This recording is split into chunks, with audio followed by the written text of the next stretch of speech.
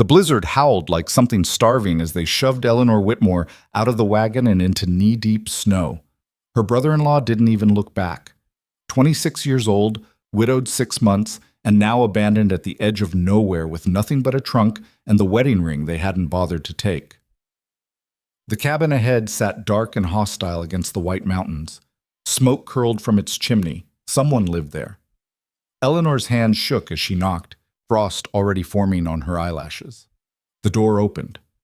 A man's face appeared, scarred and suspicious, his rifle pointed directly at her chest. Before we begin, if you enjoy this story, please hit the like button and comment with your city so I can see how far this tale travels.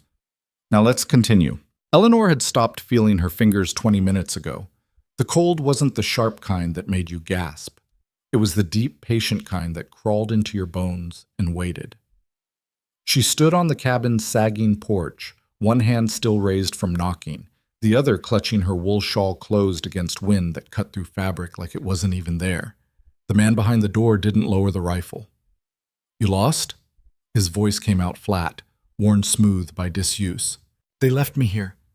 Eleanor's teeth chattered so hard she barely got the words out. "My husband's family. They said someone would take me in. Then they lied." He started to close the door. Eleanor shoved her boot against the frame. Stupid, desperate, the kind of thing that gets you killed on the frontier. But the wagon was gone, the road already disappearing under fresh snow, and she could hear wolves somewhere in the distance. "Please." She hated how small her voice sounded. "Just for tonight. I'll leave at first light." The man stared at her. He was maybe 40, maybe older. Hard to tell with the scar running from his eyebrow to his jaw and the beard that looked like it hadn't been trimmed in years. His eyes were the color of winter sky, pale and flat, and giving nothing away. "You got family?" "Had. Husband died in a mining collapse. His brother brought me here and dumped you."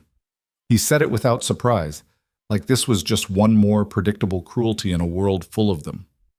The rifle lowered slightly. "What's your name?" "Eleanor Whitmore." "Boone Keller." He stepped back, opening the door wider. "Get inside before you lose those fingers." The cabin was smaller than Eleanor's bedroom had been in the Whitmore house. One room, maybe 15 feet across, with a stone fireplace, a rough-hewn table, 2 chairs, and a bed shoved against the far wall. Furs and blankets everywhere, traps hanging from the ceiling, the smell of wood smoke and coffee, and something cooking in a pot over the fire. Boone closed the door and set the rifle against the wall, though Eleanor noticed he kept it within reach. "Sit." He nodded toward the fireplace. "You're half frozen." Eleanor's legs nearly gave out as she stumbled toward the heat. She pulled off her gloves, her good gloves, the ones with seed pearls stitched into the cuffs that marked her as someone who'd married up, and held her hands toward the flames. The warmth hurt worse than the cold. "They really just left you?" Boone poured something from a tin cup and pushed it toward her. Coffee, thick and bitter, and still hot. "Middle of winter, middle of nowhere?" "They said," Eleanor's voice cracked. She took a breath, tried again. "They said I was unlucky, that I'd brought shame on the family by not giving them a child before Thomas died." "How long were you married?"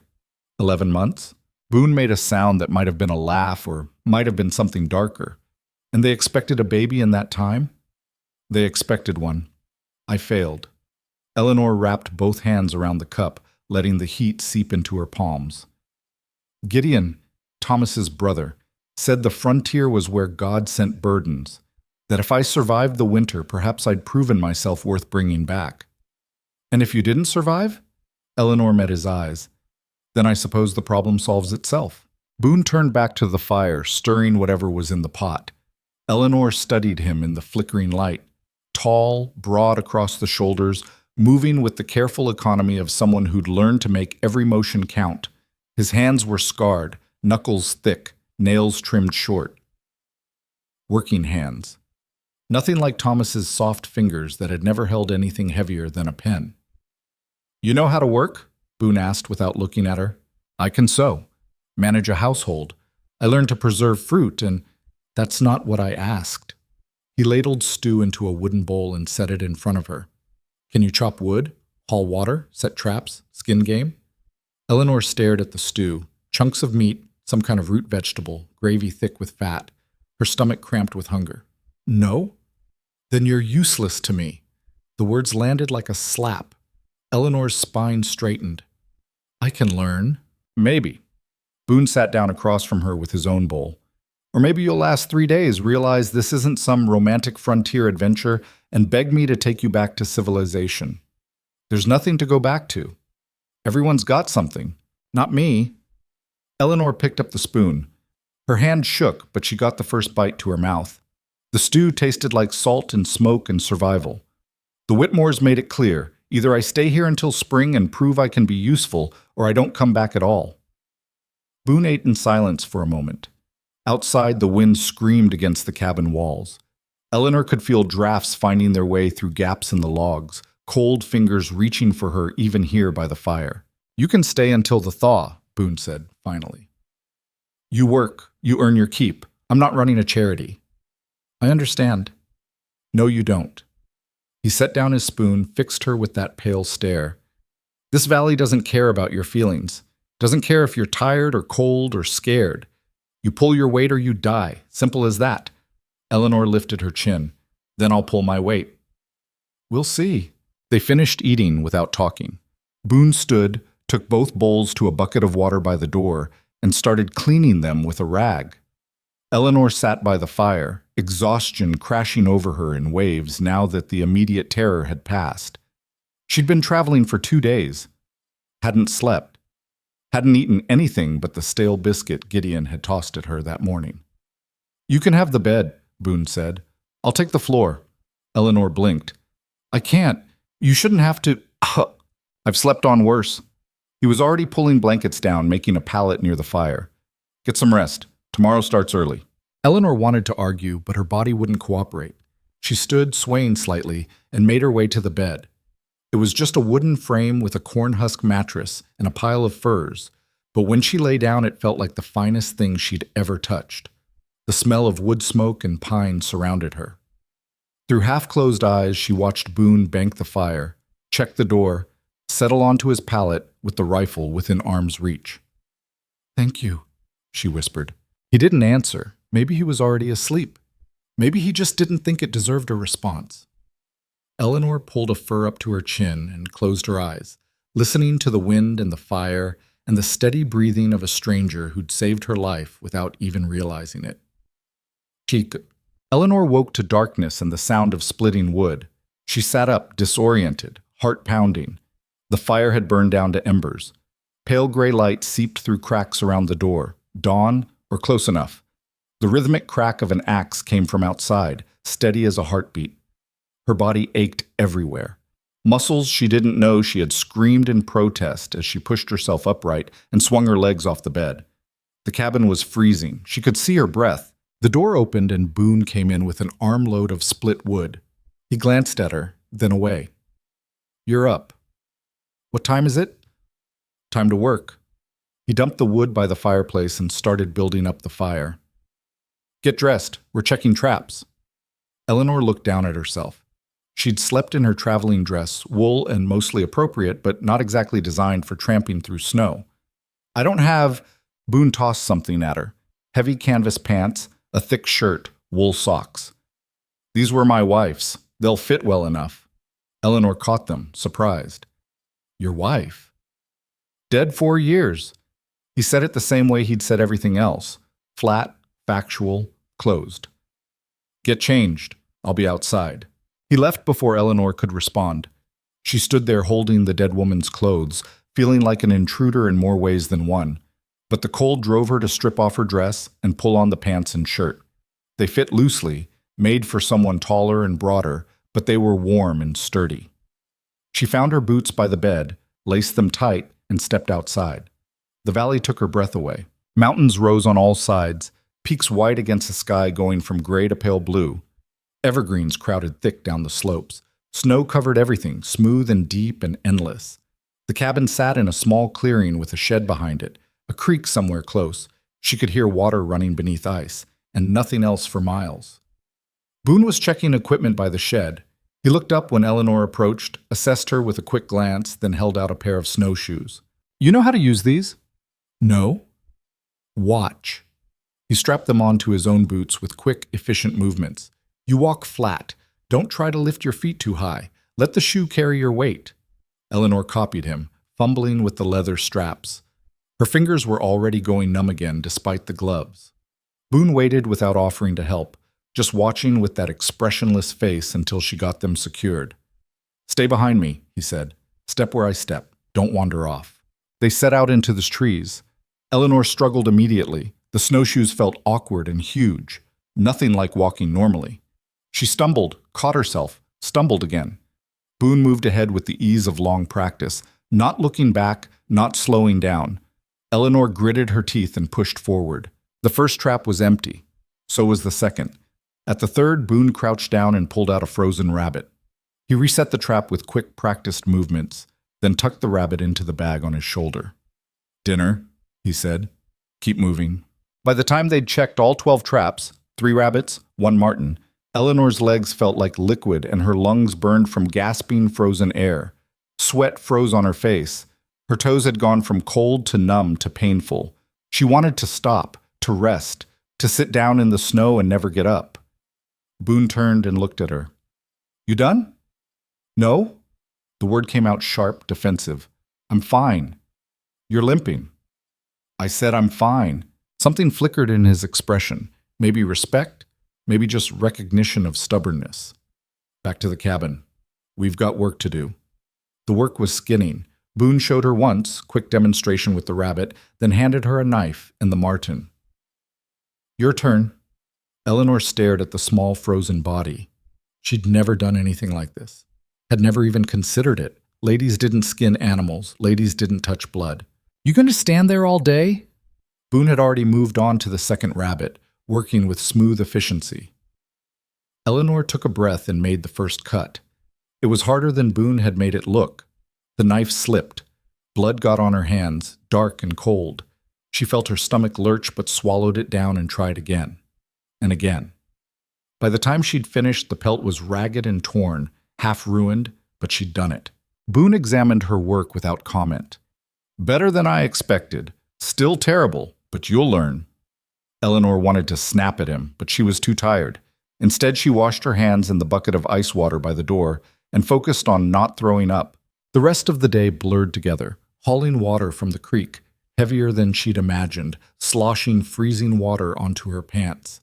Chopping wood, her hands blistered within an hour, arm muscles screaming, preparing the rabbit for cooking while Boone worked on tanning the pelts they'd collected.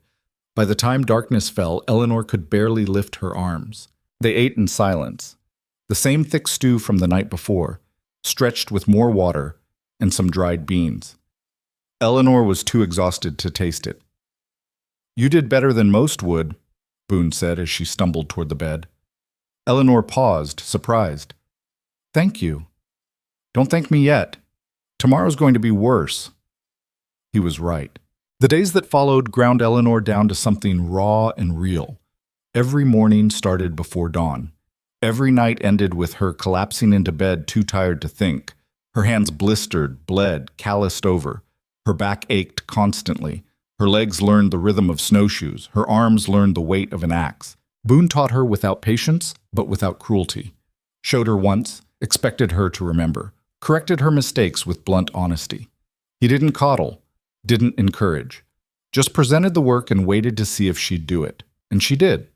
Because the alternative was admitting defeat. Was proving Gideon right. Was accepting that she really was nothing more than a burden to be discarded. 2 weeks in, Eleanor skinned a rabbit without ruining the pelt. Boone examined it, nodded once, and said, Good enough. It felt like winning a war. 3 weeks in, she split an entire cord of wood by herself while Boone was off hunting. When he came back and saw the stacked logs, he almost smiled. Almost. You're learning, he said. I'm surviving, Eleanor corrected. Same thing out here. But something was shifting between them. Small things. Boone started pouring her coffee first in the mornings. Eleanor started having meals ready when he came back from checking traps. Neither acknowledged it. Neither mentioned the way the silences had stopped feeling hostile and started feeling almost comfortable. One night, Eleanor found a small wooden horse tucked on a shelf above the bed, carved, child-sized, one ear worn smooth from being held. She picked it up carefully, ran her thumb over the polished wood. "My son's." Boone's voice came from behind her. Eleanor turned, afraid she'd crossed some invisible line, but Boone just stood there looking at the toy with an expression she couldn't read. "Made it for his 4th birthday. He died 2 weeks later. Fever. I'm sorry."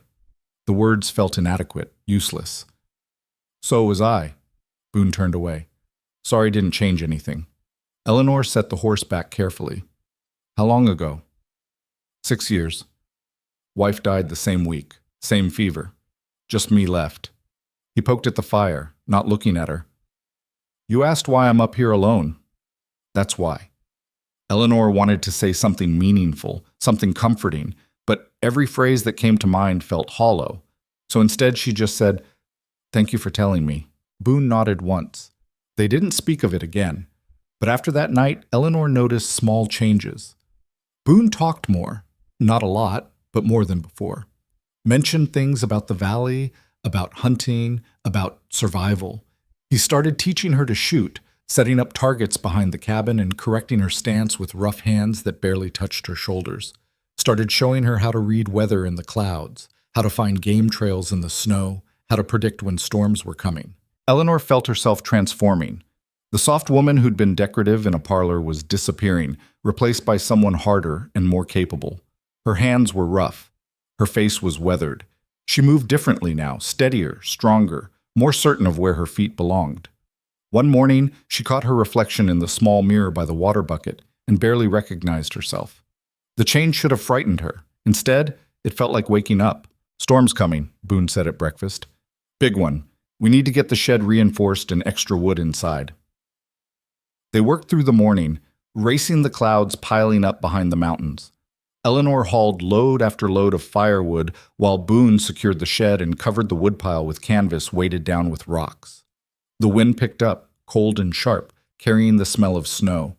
By afternoon, the first flakes were falling. By evening, the world had disappeared into white chaos. Eleanor had never seen anything like it. Wind that shook the cabin walls, snow so thick she couldn't see the shed 20 feet away. The temperature dropped so fast frost formed on the inside of the door. Boone kept the fire built high, burning through wood at an alarming rate. "How long will this last?" Eleanor asked, trying to keep the fear out of her voice. "Could be 3 days, could be a week." Boone didn't look concerned. "We're set, got food, got firewood, we'll be fine as long as we stay inside." But the storm seemed determined to prove him wrong. By the second day, one of the shutters had torn loose and snow was getting in through the window. Boone tried to go out and fix it, but the wind drove him back inside within minutes. By the third day, they were burning through firewood faster than expected, and the temperature inside the cabin had dropped to where their breath frosted. Eleanor watched the dwindling wood stack and made a decision. On the 4th morning, while Boone was still sleeping, she pulled on every layer she owned, wrapped a scarf around her face, and slipped outside. The cold hit like a physical blow. Wind drove snow into her eyes, her nose, her mouth. She couldn't see more than a few feet, but the woodpile was just behind the shed, maybe 30 yards. She could make it there and back. Eleanor pushed forward, one hand stretched out in front of her. The wind shoved her sideways, snow got inside her collar, down her boots. She kept going, counting steps. 20, 25. Where was the shed? Her foot caught on something buried in the snow and she went down hard. Pain shot through her ankle. She tried to stand, but the wind knocked her back down. Ice was forming on her scarf, on her eyelashes, in her lungs. "Get up, move, die out here." Eleanor dragged herself forward on hands and knees. Her gloves were soaked through. Her fingers stopped responding. The wind screamed like something alive, like something hungry. She didn't hear Boone coming, didn't know he'd discovered her missing until strong hands grabbed her and hauled her upright. He wrapped one arm around her waist, took her weight, and dragged her back toward the cabin. Eleanor tried to help, tried to move her legs, but her body wouldn't obey.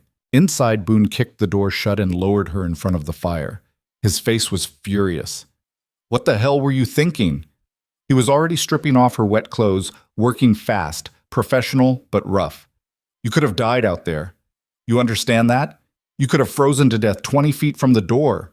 Eleanor's teeth chattered too hard to answer. Boone wrapped her in dry blankets, pushed her closer to the fire, then stormed to the other side of the cabin like he couldn't stand to look at her. Trying to prove something? He said after a moment. Trying to be a hero? We were running low. Eleanor forced the words out through shaking. Needed more wood. So you decided to die for it. Better than both of us. Freezing. Boone spun around. Don't you dare! Don't you dare throw your life away like it's nothing. You hear me? You don't get to do that. Eleanor stared at him. His face was flushed, hands clenched, breathing hard. And in his eyes, fear. Raw, real fear.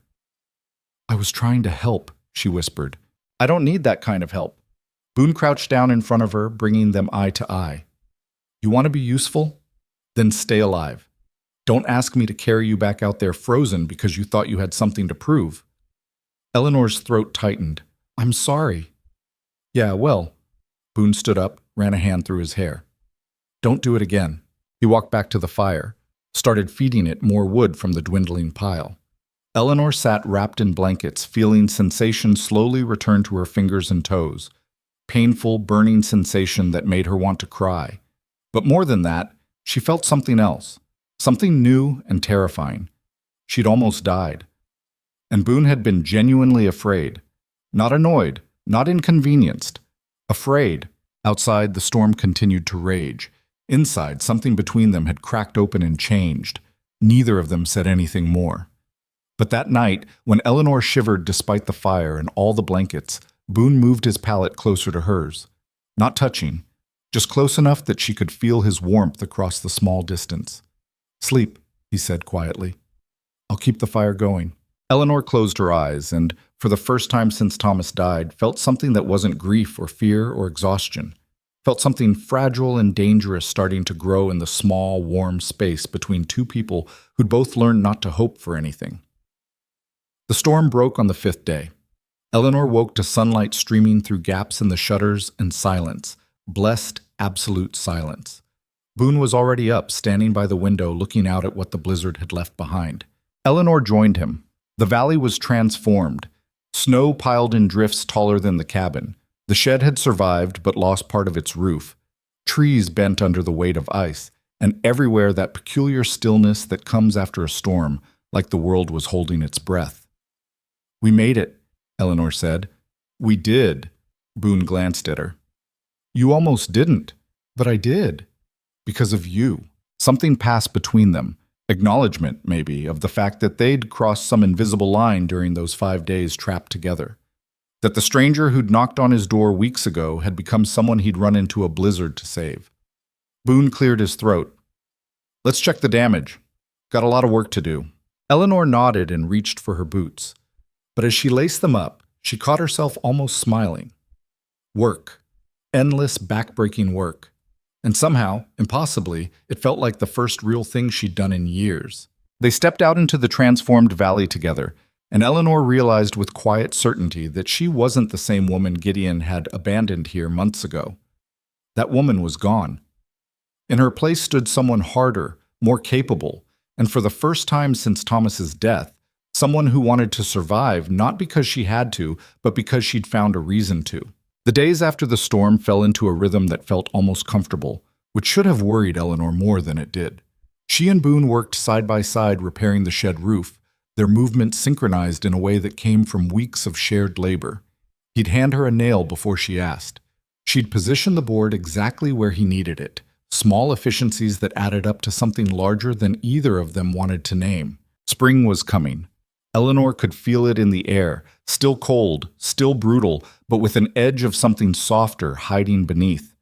The snow was starting to melt in patches. Water ran everywhere, turning the valley floor into a maze of mud and slush. The creek swelled and roared. Birds appeared, their calls strange and almost painful after months of silence. Eleanor stood outside one morning watching the sun come up over the mountains, coffee warming her hands, and realized she wasn't counting the days anymore. Wasn't waiting for permission to leave. Somewhere between the blizzard and now, this place had stopped being a sentence and started being something else entirely. You're up early. Boone came out of the cabin, his own cup steaming in the cold air. Couldn't sleep. Storm dreams? Eleanor shook her head. She'd been having those nightmares about freezing, about being lost in white chaos, but that wasn't what had kept her awake last night. Just thinking. Dangerous habit. There was almost humor in his voice. Almost. Boone? Eleanor turned to face him. What happens when spring really comes? When the roads are passable again? His expression closed down immediately. That's your choice. You want to go back? I'll take you to the settlement. And if I don't want to go back? The question hung between them like frost in morning air. Boone stared at her for a long moment, something unreadable moving behind his eyes. Then I guess you stay, he said finally, if that's what you want. Is it what you want? Eleanor, because I need to know. She took a step closer, heart hammering. I need to know if I'm still just someone you're sheltering until you can get rid of me, or if... You're not. The words came out rough, almost angry. You haven't been that for a while now. Then what am I? Boone looked away, jaw tight. I don't know, but you're not a burden, not anymore. It wasn't a declaration, wasn't even close to what Eleanor had been hoping to hear, but it was honest, and somehow that mattered more. Good, she said quietly, because I'm not planning on leaving. Something eased in Boone's shoulders. He nodded once, then turned back toward the cabin. Come on, those fences aren't going to fix themselves. They worked through the morning, replacing posts that had rotted over the winter. Eleanor's hands had learned the work now, how to dig post holes in half-frozen ground, how to brace the wood, how to pack stones and dirt to hold everything firm. She was faster than she'd been, stronger. Boone barely had to tell her what needed doing anymore. Around noon, they heard horses. Eleanor straightened, pulse jumping. Visitors meant people from the settlement, and people from the settlement meant questions she wasn't ready to answer. Boone's hand went to the rifle he kept propped against the fence, his whole body gone still and watchful. 3 riders came into view through the trees. 2 men and a woman, all of them bundled against the cold.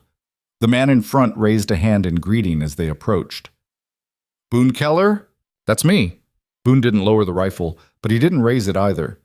Something I can help you with? The man dismounted and Eleanor's stomach dropped as she recognized him. Marcus Webb, the storekeeper from Pine Ridge, the settlement 3 hours south.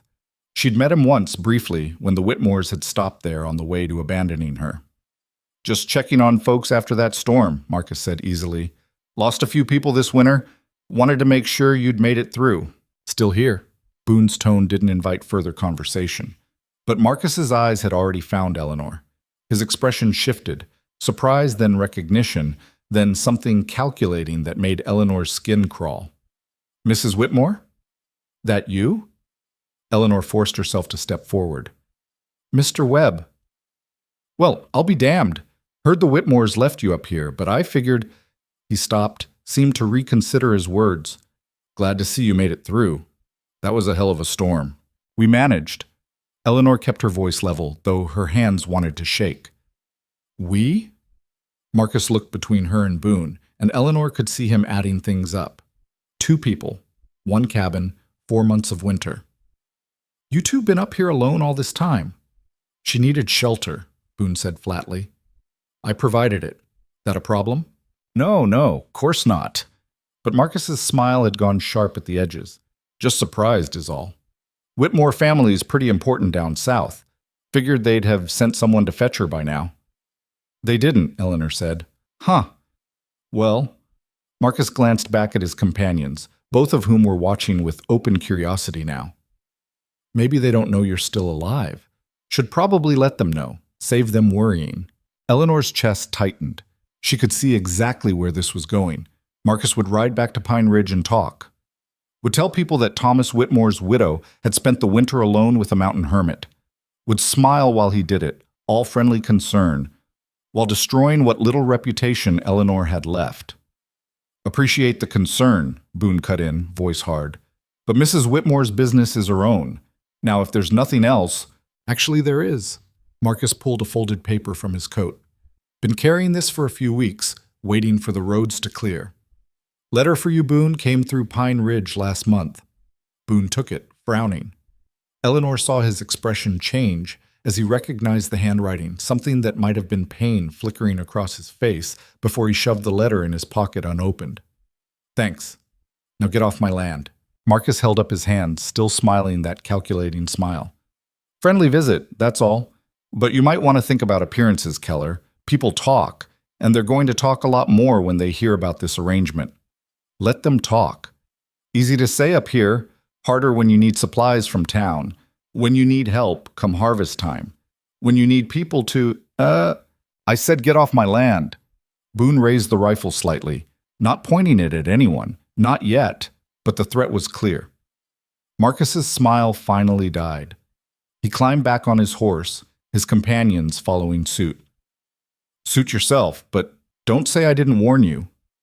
They rode off, and Eleanor watched until they disappeared into the trees. Her hands were shaking now, really shaking, and she couldn't seem to make them stop. Hey, Boone's voice was gentler than she'd ever heard it. They're gone. They're going to tell everyone. You know they will. Probably. And then what? What happens when the whole settlement knows I've been living here with you? Boone shrugged, setting the rifle down. Same thing that's happening now. We work. We survive. Nothing changes. Everything changes, Eleanor said, and she could hear her voice rising, panic breaking through. You don't understand. In their eyes, I'm a fallen woman now, living in sin, dishonoring Thomas's memory. They'll... Eleanor. Boone gripped her shoulders, forcing her to meet his eyes. Listen to me. Those people already decided what you were worth when they left you here to die. You don't owe them anything. Not your reputation, not your future, not a damn thing. But they'll turn against you too. The store might not serve you. People might... I've lived without their help before. I'll do it again if I have to. His hands were warm through her shirt, steady and solid. Question is, what do you want to do? Eleanor stared at him. What did she want? For months, she'd been so focused on surviving, on proving herself, that she hadn't let herself think beyond the next day. But now, faced with the reality of returning to civilization, of going back to being Mrs. Thomas Whitmore, dutiful widow in black, living on her brother-in-law's charity. I want to stay, she whispered. I want to stay here, with you. Something broke open in Boone's expression. Not quite a smile, but close. Then stay. Just like that? Just like that. He let go of her shoulders, stepped back. Now come on, we've got work to finish. They went back to the fences, but everything felt different now. Brighter somehow, despite the cold. Eleanor caught herself humming while she worked, an old song her mother used to sing, and didn't stop even when Boone glanced at her with raised eyebrows. That evening, after dinner, Boone finally opened the letter. Eleanor pretended not to watch while he read it, but she saw his jaw tighten, saw him fold it up and stare at the fire for a long time. Everything all right? She asked quietly. My brother, Boone's voice was careful, controlled, wants me to come back east. Says there's work, says the farm needs help, says I've been hiding up here long enough. Eleanor's stomach dropped. Are you going to go? No. He tossed the letter into the fire, watched it curl and blacken. Left that life for a reason. Not going back. What reason? Boone was quiet for so long Eleanor thought he wouldn't answer. Then, after Sarah and James died, everyone wanted to help, wanted to pray for me, bring me food, tell me it was part of some plan I couldn't understand yet. Like their words could fix it. Like if I just believed hard enough, it wouldn't hurt anymore. He poked at the fire, sending up sparks. Couldn't breathe there. Every face I saw, I knew they were thinking about my dead family, pitying me. So I came up here where nobody knew me, nobody cared, and I could just exist, without explanations. Eleanor understood that better than she wanted to. And now I've brought all that back to your door, people asking questions, judging, expecting things. You didn't bring it. It was always there, just waiting. Boone looked at her. Difference is, now I've got a reason to care what happens next. Haven't had that in a long time. The admission hung between them, raw and honest. Eleanor's throat tightened. I'm scared, she said, about what's coming, about what people will say and do. Yeah, me too. But you're staying anyway. We're staying anyway. Boone stood up, stretched. Get some sleep. Tomorrow we start planting. Over the next few weeks, the valley transformed. Snow melted into mud, mud dried into earth. Green things pushed through dead leaves. Boone showed Eleanor how to prepare garden beds, how to plant seeds, how to coax food from ground that looked hostile and barren. Her back ached from bending over rows. Her knees were permanently grass-stained. She'd never been happier. They worked from dawn until dark, building something together. Boone cleared new land while Eleanor planted vegetables, herbs, flowers. He reinforced the chicken coop while she patched holes in the cabin roof. They moved around each other like they'd been doing this for years instead of months. And slowly, carefully, they began to talk. Real conversations, not just work instructions. Boone told her about Sarah, about how they'd met at a barn dance and she'd stepped on his feet through every song. About James, who'd loved horses and thunderstorms and couldn't sit still for more than 5 minutes. Eleanor told him about Thomas, about the boy she'd married who'd been kind but distant, who'd died before they'd really learned each other. "Did you love him?" Boone asked one evening. Eleanor considered the question honestly. "I thought I did, but I was 18 and he was the first person who paid attention to me. Looking back, I think I loved the idea of him more than who he actually was." "That's fair." "Did you love Sarah?" "Yes." No hesitation. From the first day to the last. Even when we fought, even when money was tight and James was screaming and nothing was easy, I loved her. He paused. Thought that kind of thing only happened once. Thought when I buried her, I buried that part of myself too. And now? Boone met her eyes. Now I don't know what the hell I'm doing, but I know I don't want you to leave. That's a start. It was more than a start. It was everything. One morning, Eleanor woke to find wildflowers on the table. Clumsy bunch, stems uneven, but clearly picked with intention. Boone was already outside, pretending nothing had happened. Eleanor touched the petals and felt something warm and terrifying bloom in her chest. She left coffee waiting for him every morning after that. He carved her a new handle for the water bucket when the old one broke. She mended his torn shirts. He brought her interesting rocks from the creek. Small gestures, building slowly into something neither of them dared name yet. But the outside world wouldn't leave them alone. They started finding signs of visitors when they checked the trap lines. Footprints in mud where there shouldn't be any. Broken branches. Once, a carved message on a tree. Whore. Boone sawed down the tree without comment. Eleanor pretended it didn't bother her, but that night she woke to him sitting by the door with the rifle across his lap, keeping watch while she slept. The next incident was worse. They rode into Pine Ridge for supplies. Couldn't avoid it anymore. They'd run out of flour and salt and a dozen other necessities. The storekeeper served them, but his wife crossed her arms and stared from the back room like Eleanor was something diseased. $10, Marcus said, tallying their goods. That's double what it cost last time, Boone said flatly. Prices went up. For everyone, or just for us? Marcus smiled that sharp smile. Take it or leave it. Boone paid. They loaded their supplies and turned to leave, but a woman blocked their path. Eleanor recognized her, Mrs. Henderson, who'd been kind when the Whitmores had first brought her through town. Mrs. Whitmore. The kindness was gone now, replaced by cold disapproval. I feel it's my duty to tell you that your behavior is a disgrace. Your husband's been dead less than a year, and you're living openly with another man. It's shameful. Eleanor's face burned. I'm surviving. That's what you people left me up there to do. Surviving doesn't require you to spread your legs for the first man who... Boone moved so fast, Eleanor barely saw it. He stepped between them, his whole body radiating barely controlled rage. Finish that sentence, please. Mrs. Henderson's eyes went wide. She stumbled back, and suddenly Marcus was there with 2 other men, hands on their belts where guns likely hung. Problem here? Marcus asked, all false concern. No problem? Boone's voice was deadly calm. We're leaving. Good idea. And Keller? Maybe think twice about coming back. Town like this, we have standards. Don't much appreciate people who ignore them.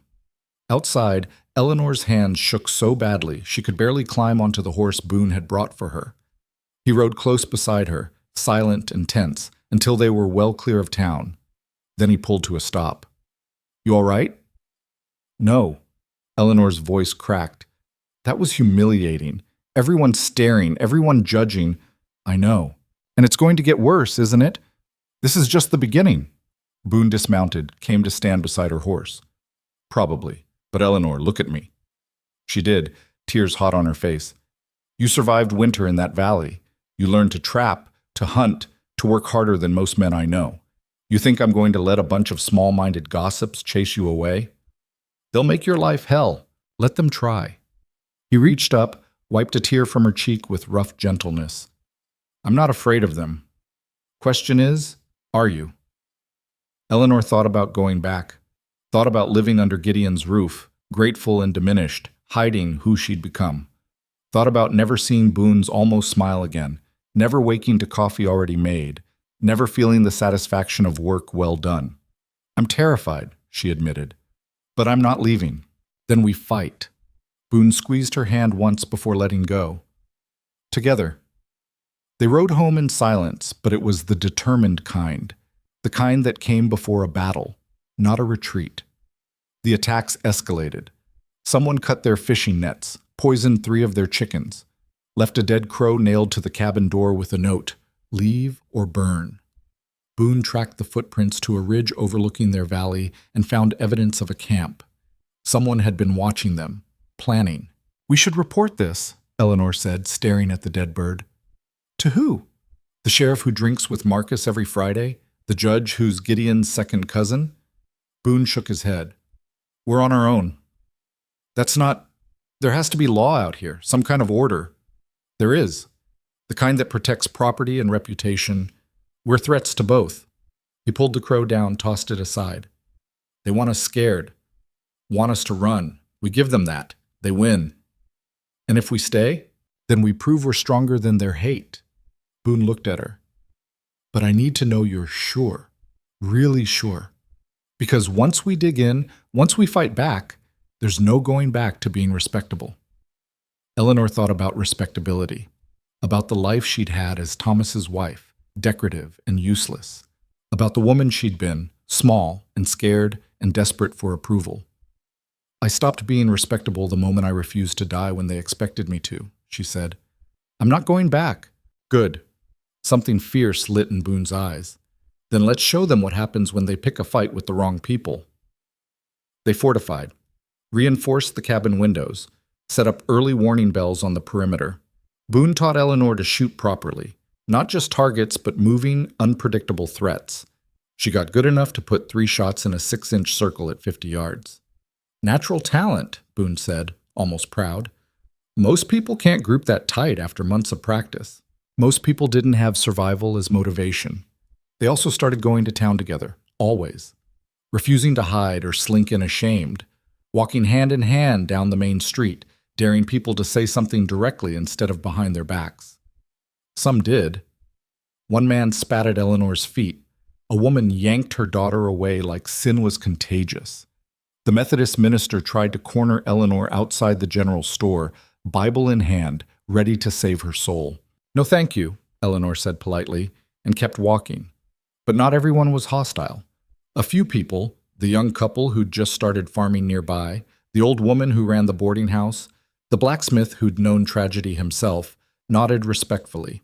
Didn't smile, didn't approve, but didn't condemn either. Small mercies in a hostile world. The real crisis came on a Tuesday morning in late spring. Eleanor was in the garden when she heard horses. A lot of them. She straightened, shading her eyes, and her heart stopped. Gideon Whitmore rode at the head of 6 men, all armed. Behind them, a wagon, coming to take her back or coming to destroy what she'd built. Eleanor wasn't sure which would be worse. Boone stepped out of the cabin, rifle in hand. Eleanor moved to stand beside him, ignoring the dirt on her skirt, the sweat on her face. Let Gideon see what she'd become.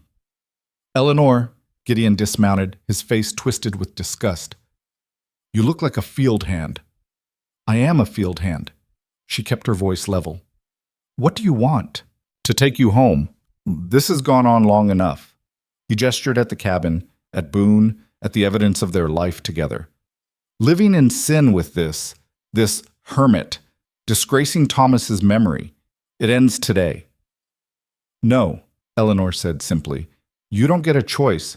Your family, and family takes care of its own." "Like you took care of me when you left me here to freeze?"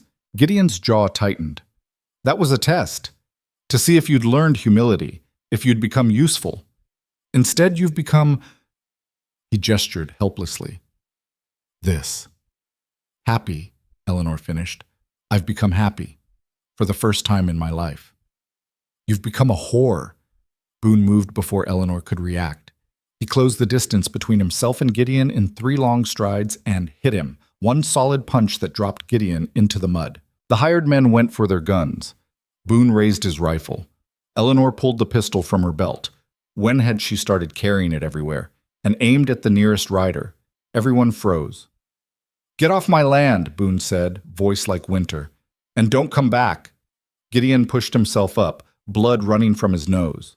"You're making a mistake, both of you. The Whitmore name carries weight in this territory. You think you can stand against us? Watch me. We'll destroy you, cut off your credit, turn every settler against you, make sure you can't buy or sell anywhere between here and the state line." Gideon wiped blood from his face. "And when winter comes again, when you're starving and desperate, don't expect mercy." "Never did," Boone said. "Now get out." Gideon climbed back on his horse, his men following suit. But before he rode off, he looked at Eleanor with something that might have been genuine pain beneath the anger. "He died loving you," Gideon said quietly. "My brother. Even though you never gave him a child, even though you failed him in every way that mattered, he loved you. And this is how you honor him?" The words cut deeper than Eleanor wanted to admit. She stood there, gun in hand, and felt Thomas's ghost standing between them. Kind, gentle Thomas, who'd never hurt anyone, who'd died too young in a collapse that should never have happened. "I did love him," Eleanor said, and her voice broke. "But he's gone, and I'm still here, and I have to live with that. I have to find a way to keep breathing, and if that makes me a disgrace in your eyes, then so be it." Gideon stared at her for a long moment, then shook his head. "You're not the woman he married." "No," Eleanor agreed. "I'm not." They watched the riders disappear down the valley. When the sound of hooves faded, Eleanor's legs gave out, and she sat down hard in the dirt. The pistol slipped from her numb fingers. Boone crouched beside her, not touching, just there. "That was stupid," she said shakily. "We just made an enemy of one of the most powerful families in the territory." "Yeah? They could ruin us, starve us out, have us arrested on some false charge." "Probably. So why do I feel like I just won something?" Boone's mouth quirked. Not quite a smile, but close. "Because you did.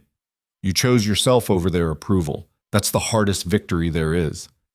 Eleanor looked up at him, this man who'd saved her life without meaning to, who taught her to be strong without asking for anything in return, and she realized something both terrifying and inevitable. She was falling in love with him. Maybe had been for months. Maybe since the blizzard, or the first time he'd trusted her with the rifle, or the morning she'd found wildflowers on the table. It didn't matter when it had started. It mattered that it was true. "Boone," she said, "I need to tell you something." But before she could finish, thunder cracked overhead. Not a storm, but the sharp report of a rifle. Both of them hit the ground as a second shot kicked up dirt 3 feet away. Someone was shooting at them from the tree line. Boone grabbed Eleanor's arm and dragged her toward the cabin as another shot cracked through the air. Wood splintered above their heads. They scrambled through the door, and Boone slammed it shut, dropping the heavy bar across it in one practiced motion. "Stay down," he ordered, moving to the window. He knocked out the glass with his rifle butt and took position, scanning the tree line. Eleanor's heart hammered against her ribs. She crawled to the other window, staying below the sill, and risked a quick glance outside. Nothing moved in the trees, just shadows and the occasional flutter of leaves. "See anything?" Boone's voice was tense but controlled. "No, could be Gideon's men circled back, or someone else entirely." He fired once toward where the shots had come from. The rifle crack was deafening in the small cabin. "We've made a lot of enemies." They waited, pressed against opposite walls, weapons ready. Minutes crawled by. Eleanor's legs cramped from crouching, but she didn't dare move. Sweat ran down her back despite the cool spring air. Then she heard it. Footsteps on the porch. Slow, deliberate, someone testing the door. Boone swung his rifle toward the sound. "I've got 12 rounds left and nothing to lose," he called out. "Walk away while you still can." Silence. Then a man's voice, rough and uncertain. "Keller, that you?" Boone's eyes narrowed. Who's asking? Name's Pritchard. We met last summer at the trading post. I was the one tried to warn you about the storm coming. Eleanor remembered. A grizzled trapper, maybe 60, who'd stopped Boone outside the post and insisted a big snow was coming early. Boone had thanked him and bought extra supplies because of it. What do you want, Pritchard? Wasn't me shooting at you. I saw the whole thing. Some bastard in the trees took aim after those fancy riders left. I put a round near him and he took off running, tracked him maybe half a mile before I lost him in the creek. Boone and Eleanor exchanged glances. It could be a trick. Could be someone trying to get them to open the door. Describe him, Boone demanded. Young, maybe 25, wearing a gray coat, brown hat, riding a sorrel horse with a white blaze. That good enough? One of Gideon's men had been riding a sorrel. Eleanor had noticed because it reminded her of a horse Thomas used to own. Boone moved to the door but didn't open it. Why help us? Because I've seen what they're doing to you two. The talk in town, the threats. And I figure anyone the Whitmores want gone that badly might be worth keeping around. A pause. Also, your woman there saved my nephew's life last month. Doubt she remembers. Eleanor's mind raced back. A boy, maybe 14, had gotten thrown from a horse outside the general store. She'd helped him up, checked him over, told him he'd probably have a hell of a bruise but nothing broken. Hadn't thought about it since. That was your nephew? Sure was. Kid talks about the nice lady who knew about injuries. Said you told him about setting a broken arm once, how you'd learned from your mother who was a midwife. Pritchard cleared his throat. Anyway, wanted to return the favor. You two need anything, you let me know. Got a cabin about 6 miles north, up on the ridge. We appreciate it, Boone said carefully. Don't mention it. Oh, and Keller, you might want to ride into town sooner rather than later. There's a meeting tomorrow night, town council. They're voting on whether to run you out formal-like. Eleanor's stomach sank. They can't do that. We own this land. Didn't say they could. Said they were going to try. Footsteps retreated from the porch. Watch your backs. They waited until the sound of hoofbeats faded before Boone finally opened the door. The yard was empty except for the bullet holes in the dirt and the broken window glass glinting in the afternoon sun. A town council meeting, Eleanor said quietly, to discuss our fate like we're criminals. We could ignore it. Stay here, let them talk, and give them exactly what they want. Proof we're cowards hiding in the wilderness. Eleanor picked up her pistol from where she'd dropped it, checked that it was still loaded. No, we go. We face them. Eleanor, they're going to make decisions about us whether we're there or not. At least this way we get to speak for ourselves. She met his eyes. Unless you think we should run? Boone's jaw tightened. I haven't run from anything in 6 years. Not starting now. Then we ride into town tomorrow. Together. They spent the rest of the day preparing. Boone repaired the window while Eleanor cleaned and loaded every gun they owned. She made dinner, venison stew, the last of the winter potatoes, bread from the sourdough starter she'd been nursing for months. They ate in tense silence, both of them thinking about what came next. That night, Eleanor couldn't sleep. She lay in the darkness listening to Boone's breathing from his pallet by the fire and tried to imagine what tomorrow would bring. A mob? Legal threats? Or just more of the same quiet cruelty that had been building for weeks? You awake? Boone's voice was soft. Yeah. What you started to say earlier, before the shooting, what was it? What? Eleanor's throat tightened. She'd been about to tell him she loved him, but now, faced with everything falling apart around them, the words felt too big, too dangerous.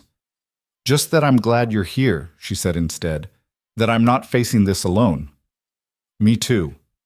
A pause. I meant what I said before, about you not being a burden, in case you were wondering. I wasn't wondering. Good. Another pause, longer this time. Sarah used to say I was too closed off, that I kept everything locked up inside until it poisoned me. She was right. After she died, I stopped trying to open up to anyone. Seemed easier. Eleanor turned on her side, though she couldn't see him in the darkness. And now I'm thinking she'd kick my ass if she knew I'd found someone worth opening up for, and I was too stubborn to do it. He cleared his throat. What I'm trying to say is, this thing between us, it's real. For me, anyway. Eleanor's chest felt too full, too tight. For me, too. Then we fight for it, tomorrow and every day after. Deal? Deal. She heard him shift on his pallet, settling back down. Within minutes, his breathing evened out into sleep. Eleanor lay awake a while longer, her hand pressed against her chest where her heart was trying to pound its way out. Real. He'd said it was real. And tomorrow they'd find out if real was enough to survive what was coming. Morning broke gray and cold, threatening rain. They dressed carefully. Eleanor in her one good dress, dark blue with black trim. Boone in his cleanest shirt and the coat he'd worn the day they met. Both of them armed, though they'd have to leave the weapons outside the meeting hall. Appearances mattered, even when you were being tried in the court of public opinion. The ride to Pine Ridge took 3 hours. They didn't talk much, just rode side by side through morning mist that clung to the valleys like something tangible. Eleanor kept expecting another ambush, another attack, but the trail stayed empty. Maybe whoever had shot at them figured he'd done enough damage. Maybe he was waiting for a better opportunity. Pine Ridge appeared through the trees, a collection of maybe 40 buildings clustered around a main street. General store, saloon, church, blacksmith, a handful of houses. The meeting hall sat at the far end, a simple wooden structure that served as schoolhouse, courthouse, and community center depending on the need. People were already gathering as Boone and Eleanor rode up. Eleanor recognized most of them, the storekeeper, the minister, families she'd seen in passing. They all stopped talking as she dismounted, their faces ranging from hostile to curious to carefully blank. Marcus Webb stood on the hall steps like he was welcoming guests to his own home. Mrs. Whitmore, Mr. Keller, glad you could join us. Wouldn't miss it, Boone said flatly. Apparently our lives are entertainment now. Not entertainment, community concern. Marcus gestured toward the door. Meeting starts in 10 minutes. You're welcome to attend, of course. Though if things get heated, we may ask you to wait outside while we deliberate. We're not children to be sent from the room, Eleanor said, keeping her voice level despite the anger building in her chest. If you're going to discuss us, we have a right to be present. We'll see. Marcus's smile was all teeth. Depends on how civil everyone stays. Inside, the hall was packed. Benches filled with townspeople, more standing along the walls. A table at the front held 5 council members, Marcus at the center, flanked by the minister Reverend Stone, the judge's wife Mrs. Cooper, the land office clerk Peterson, and old Samuel Hart, who'd founded the settlement 30 years ago. Eleanor and Boone took seats in the back. Eyes followed them. Whispers spread like fire. A woman 2 rows ahead made a sign against evil. The man beside her pulled his daughter closer, as if sin might contaminate her by proximity alone. Marcus called the meeting to order with a gavel. Thank you all for coming. We've got several items on the agenda tonight, but I know what brings most of you here. The matter of Eleanor Whitmore and Boone Keller and their, he paused, choosing his words carefully, living arrangement. It's an outrage, someone called from the middle rows. Living in sin for months now, flaunting it in front of decent people. Murmurs of agreement rippled through the crowd. Now, let's be fair, Samuel Hart said, his voice creaky with age. We don't know the exact nature of their arrangement. We know she's a widow living alone with a man who's not her husband, Reverend Stone cut in. In my experience, that only means one thing. In your experience, Boone said loudly, people judge first and ask questions never. That sound about right, Reverend? The hall erupted, people shouting, pointing fingers, half the room on its feet. Marcus hammered the gavel until the noise died down. Mr. Keller, you'll get your chance to speak, but right now we're conducting official business. Marcus shuffled some papers. The question before this council is whether the behavior of Mrs. Whitmore and Mr. Keller constitutes a moral threat to this community, and if so, what actions should be taken. Actions? Eleanor stood up, ignoring Boone's hand on her arm, trying to pull her back down. What kind of actions? That depends on the findings. Mrs. Cooper spoke for the first time, her voice prim and cold. At minimum, a formal censure. At maximum, expulsion from the territory. You can't expel people for living their lives. We can expel people for behavior that violates community standards. Mrs. Cooper folded her hands primly. This is a Christian settlement, Mrs. Whitmore. We have certain expectations. I'm a widow. My husband died. I was exiled by his family, and I survived because Mr. Keller had the decency to help me. That's the truth. Everything else is gossip and assumption. Then you deny living under his roof? Reverend Stone leaned forward. Sharing his home? His bed? Eleanor's face burned. I lived in his cabin because I would have frozen to death otherwise. As for the rest, that's none of your business. It is absolutely our business, Marcus said. This community has standards. Reputations matter. When two people live together without marriage, it affects everyone. Then I'll marry him. The words burst out before Eleanor could stop them. The hall went dead silent. She could feel Boone's shock radiating from behind her, but she pushed forward, committed now. If marriage is what it takes to satisfy you people, fine, I'll marry him. You can't, Mrs. Cooper said flatly. You're in mourning. It hasn't been a year since your husband's death. Any marriage would be invalid, indecent at minimum, potentially illegal depending on territory law. So I'm damned if I stay with him and damned if I marry him. How convenient for you. Eleanor's voice shook with fury. Tell me, Mrs. Cooper, what exactly am I supposed to do? Go back to living under Gideon Whitmore's control? Let him dictate my life until he decides I've suffered enough? Your brother-in-law is a respectable man trying to honor his late brother's memory, Reverend Stone said. Perhaps if you showed some humility, some willingness to accept proper guidance. Proper guidance? Boone was on his feet now. Is that what you call dumping her in the wilderness in the middle of winter with no supplies and no help? That's guidance? We're not here to discuss the Whitmore family's decisions, Marcus cut in. We're here to address your behavior. No, Boone said, voice carrying across the hall. You're here to punish people for not living the way you think they should, for not asking your permission, for surviving when you expected us to fail. It's exactly that. Boone stepped into the aisle, and Eleanor saw the rage he'd been holding back for weeks finally breaking free. You people left her to die. Didn't offer help, didn't check on her, didn't give a damn what happened as long as you could feel righteous about it. And when she didn't die, when she had the nerve to actually survive and build a life, suddenly you care. Suddenly you're concerned about her morality. We care about standards, Peterson said, about maintaining order in a lawless place. Then where were your standards when her own family abandoned her? Where was the concern then? Boone's hands clenched at his sides. I'll tell you where. Same place it always is with people like you. Nowhere. Because standards only matter when you can use them to control people, when you can point fingers and feel superior. How dare you, Reverend Stone started. I dare because I've got nothing left to lose. Boone turned to face the entire assembly. You want to run us out? Fine. Try it. But know that we'll fight, and know that every single person in this room who stays silent while you do it is complicit. Every person who lets fear and judgment rule their actions instead of basic human decency.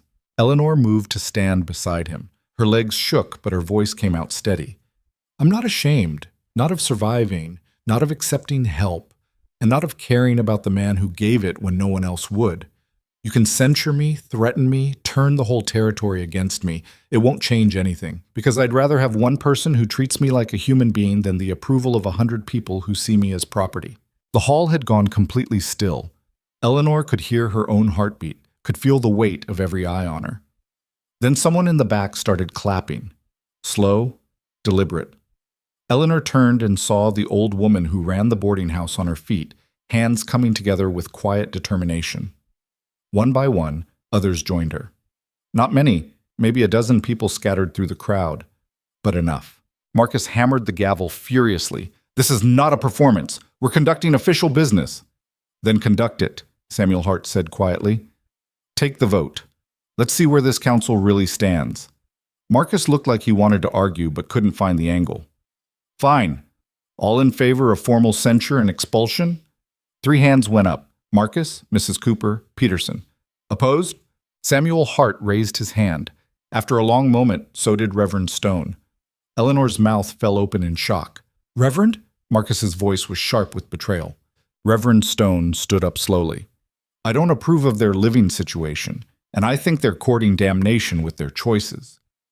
But he looked at Eleanor and Boone with something that might have been grudging respect. But I also remember a story about stones and casting and sin.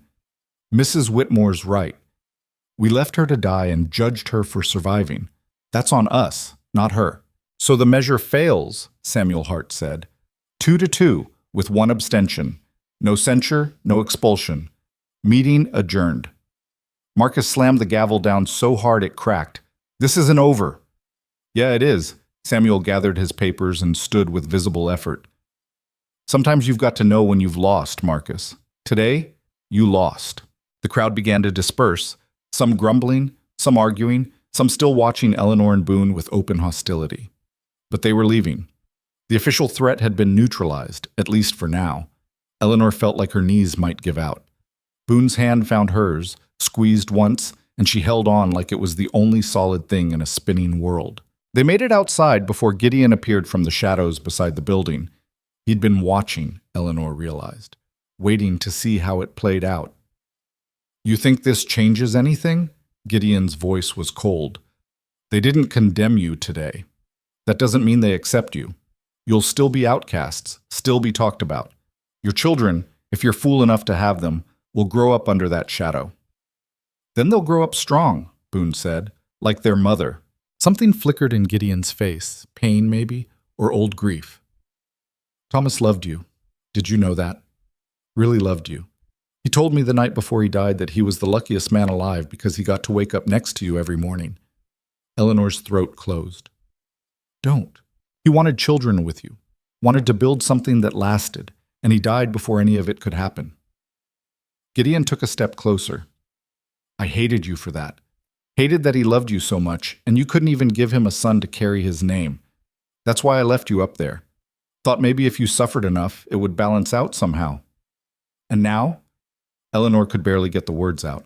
Now I realize suffering doesn't balance anything. It just makes more suffering. Gideon looked between her and Boone. I still think you're wrong. Still think you're disgracing his memory. But he's dead and you're not. And maybe... His voice cracked. Maybe he'd rather you were happy than faithful to a ghost. He turned and walked away before Eleanor could respond. She watched him disappear into the darkness, this man who'd tried to destroy her, who'd hated her for failing to be what his brother needed, who'd just given her something she hadn't expected, permission she didn't need but somehow wanted anyway. You all right? Boone asked quietly. Eleanor wiped her eyes. I don't know. I didn't expect that. Neither did I. He guided her toward their horses. Come on, let's go home. Home. The word settled into Eleanor's chest like something warm and permanent. Not the Whitmore house with its heavy furniture and heavier expectations. Not the cabin she'd grown up in with parents long dead. Home was a small, rough building in a mountain valley, built by a man who'd lost everything and somehow found room for her anyway. They rode through darkness, guided by moonlight and the familiar shape of the mountains around them. Neither spoke much, both processing what had happened. They'd won, Eleanor thought. Not completely, not definitively, but enough. Enough to keep fighting. Enough to prove they weren't going anywhere. Back at the cabin, Boone built up the fire while Eleanor put on coffee. The familiar routine felt grounding after the chaos of the evening. She stood at the stove watching water boil and felt the adrenaline finally start to drain away, leaving her hollow and shaking. Hey! Boone's hands settled on her shoulders, warm and steady. We made it. Barely. Barely counts. He turned her around to face him. You were incredible in there, standing up like that, saying what needed to be said. I was proud of you. Eleanor laughed shakily. I was terrified. I know, did it anyway. That's what brave is. His thumb traced along her jaw. And that thing you said about marrying me. Did you mean it? Her breath caught. It just came out. I was angry and desperate and... Did you mean it? He asked again, quieter. Eleanor looked up at him, this scarred and complicated man who'd saved her in more ways than one. Yes, I meant it. Even if we can't, even if it's too soon or wrong or whatever they say, I meant it. Good. Boone's mouth curved into something that was almost a smile. Because I meant it too. And I don't give a damn what they say about proper mourning periods or territory law or anything else. You want to marry me, Eleanor Whitmore. I'll marry you tomorrow. The Reverend won't do it. Then we'll do it ourselves. Out here, in this valley, with no one watching but the mountains. Make our own promises without their rules and their judgment. Eleanor's heart was hammering again, but this time it was hope instead of fear. You're serious. Never been more serious about anything. He pulled her closer, and Eleanor went, fitting against him like she'd been meant to all along. I'm done pretending this is temporary, done acting like we're just surviving together. I love you, and I want everyone to know it, starting with you. I love you too. The words came out choked but clear. Even though it's too fast and too soon and probably a mistake, it's not a mistake. Boone kissed her forehead, gentle despite the roughness of everything else about him. Best decision I've made in 6 years was opening that door the day you knocked. Everything since then has just been me figuring out what I already knew. Eleanor wrapped her arms around him and held on, feeling like maybe, finally, she'd found solid ground after months of falling. They stood there in the firelight while coffee boiled over on the stove, and neither of them cared, too caught up in the simple miracle of having survived the day and each other. Tomorrow, Boone said eventually. We'll do it tomorrow. Up on the ridge where we can see the whole valley. Just you and me and the life we're building. No witnesses? Don't need them. This is for us, not for anyone else. Eleanor pulled back enough to meet his eyes. Then yes, tomorrow. I'll marry you tomorrow, Boone Keller, and let the whole territory try to stop us. He kissed her then, properly this time, and Eleanor kissed him back with months of wanting and fear and desperate hope poured into it. When they finally broke apart, both breathing hard, Boone rested his forehead against hers. You know they'll never really accept us, he said quietly. It's always going to be hard. I know. And we're going to have to fight for everything, every supply run, every winter, every day. I know that too. Good. He kissed her once more, quick and sure. Just wanted to make sure you knew what you were signing up for. Eleanor smiled, really smiled, for the first time in longer than she could remember. I figured it out somewhere around the third death threat, but thank you for the warning. They spent the rest of the night making plans, drinking bad coffee, and pretending the world outside their cabin didn't exist. Tomorrow, they'd face reality again. Tomorrow, they'd start the next fight, whatever it might be. But tonight was theirs, and they'd earned it through blood and fear and sheer stubborn refusal to break. When Eleanor finally crawled into bed as dawn was breaking, she fell asleep with Boone's hand in hers, and the future spreading out before them like the valley below. Uncertain, dangerous, and finally, blessedly, their own. Eleanor woke to sunlight streaming through the window and the smell of coffee already brewed. For a moment she lay there confused, then memory rushed back. The meeting, the confrontation, Boone's proposal in the firelight. She sat up quickly, her heart racing. Boone stood by the stove, his back to her. Thought you'd sleep longer. Couldn't. Eleanor pushed her hair back from her face, suddenly uncertain. Had last night really happened? Had they really decided to marry today? Or had exhaustion and emotion made her imagine the whole thing? But Boone turned around with 2 cups of coffee, and something in his expression told her it was real. Nervous, maybe. Determined, definitely. Real. Still want to do this? He asked, handing her a cup. Eleanor wrapped her hands around the warm ceramic and nodded. Do you? Asked you, didn't I? He sat down beside her on the bed, close enough that their shoulders touched. But I've been thinking, we don't have rings, don't have anyone to witness it. Hell, we don't even know what to say. We say what's true. Eleanor took a sip of coffee, using the moment to gather her thoughts. That we choose each other, that we're building something here together. That's all that matters.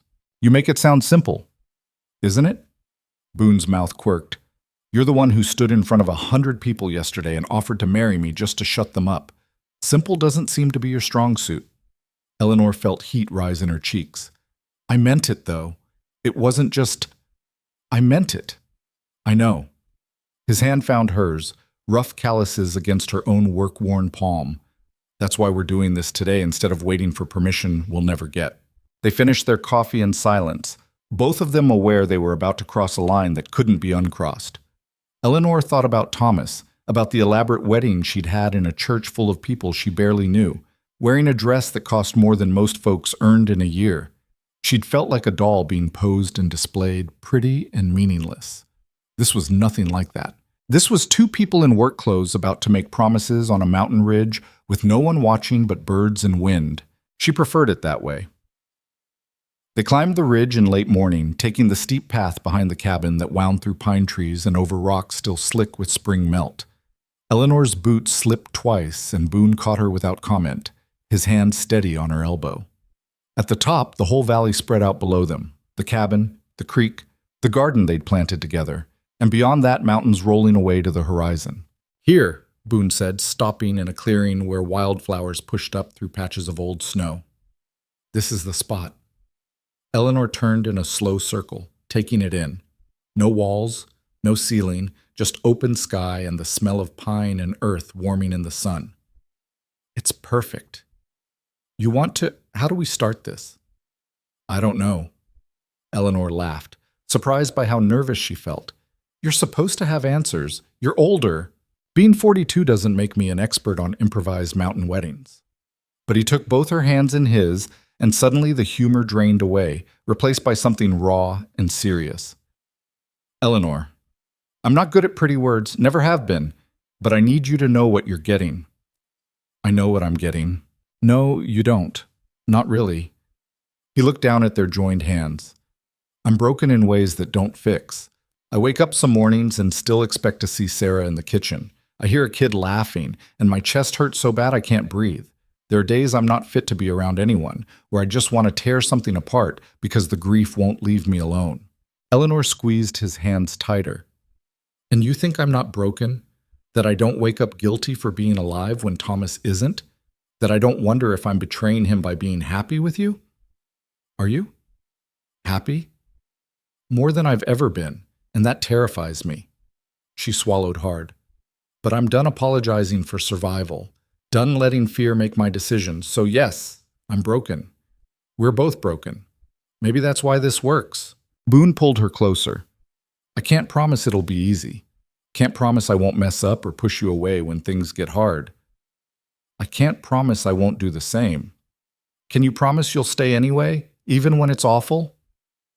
Eleanor thought about the blizzard, about nearly freezing to death because she'd been too stubborn to ask for help, about the town council meeting, about standing up in front of people who hated her, about every hard thing they'd already survived together. "I promise I'll stay," she said, "through everything, as long as you want me." "Then I promise the same." Boone's voice was rough with emotion. "I promise to keep you safe when I can, and trust you to keep yourself safe when I can't. Promise to work beside you and build something that lasts. Promise to love you even when I'm terrible at showing it. I promise to pull my weight and not complain when the work gets hard." Eleanor felt tears starting, but didn't wipe them away. "Promise to call you out when you're being an ass. Promise to stay even when staying is the scariest thing I can imagine." "That it?" "One more thing." Eleanor pulled one hand free and placed it over his heart, feeling it beat steady and strong. "I promise to honor what we had before, both of us. To remember Sarah and James and Thomas, and not pretend they never existed just because they're gone. They made us who we are. That matters." Boone's breath caught. He covered her hand with his own, holding it against his chest. "Yeah, that matters." They stood there in the wildflowers with the valley spread below and the sky endless above, and Eleanor felt something settle deep in her bones. This was real. This was hers. No one could take it away because no one had given it to her in the first place. She'd built it herself from frozen ground and fear and sheer determination. "So is that it?" Eleanor asked. "Are we married now?" "I guess so." Boone pulled her into his arms, and she went willingly, fitting against him like all the jagged broken pieces had finally found where they belonged. "Mrs. Keller, that sounds strange. You can keep Whitmore if you want. Don't matter to me what name you use." Eleanor considered it. Eleanor Whitmore had been a girl playing at being a wife, trying to fit into a life that never quite fit her. Eleanor Keller would be something new, something she chose. "No," she said, "I'll take your name. Time to be someone different." They kissed there on the ridge, sealing promises that no law or church would ever recognize, but that felt more binding than anything Eleanor had ever done. When they finally broke apart, both of them were smiling, the kind of smile that hurt from disuse, that felt almost dangerous after so many months of tension and fear. "We should get back," Boone said eventually. "Got work to do." "We just got married and you want to go work?" "Well, what else are we supposed to do?"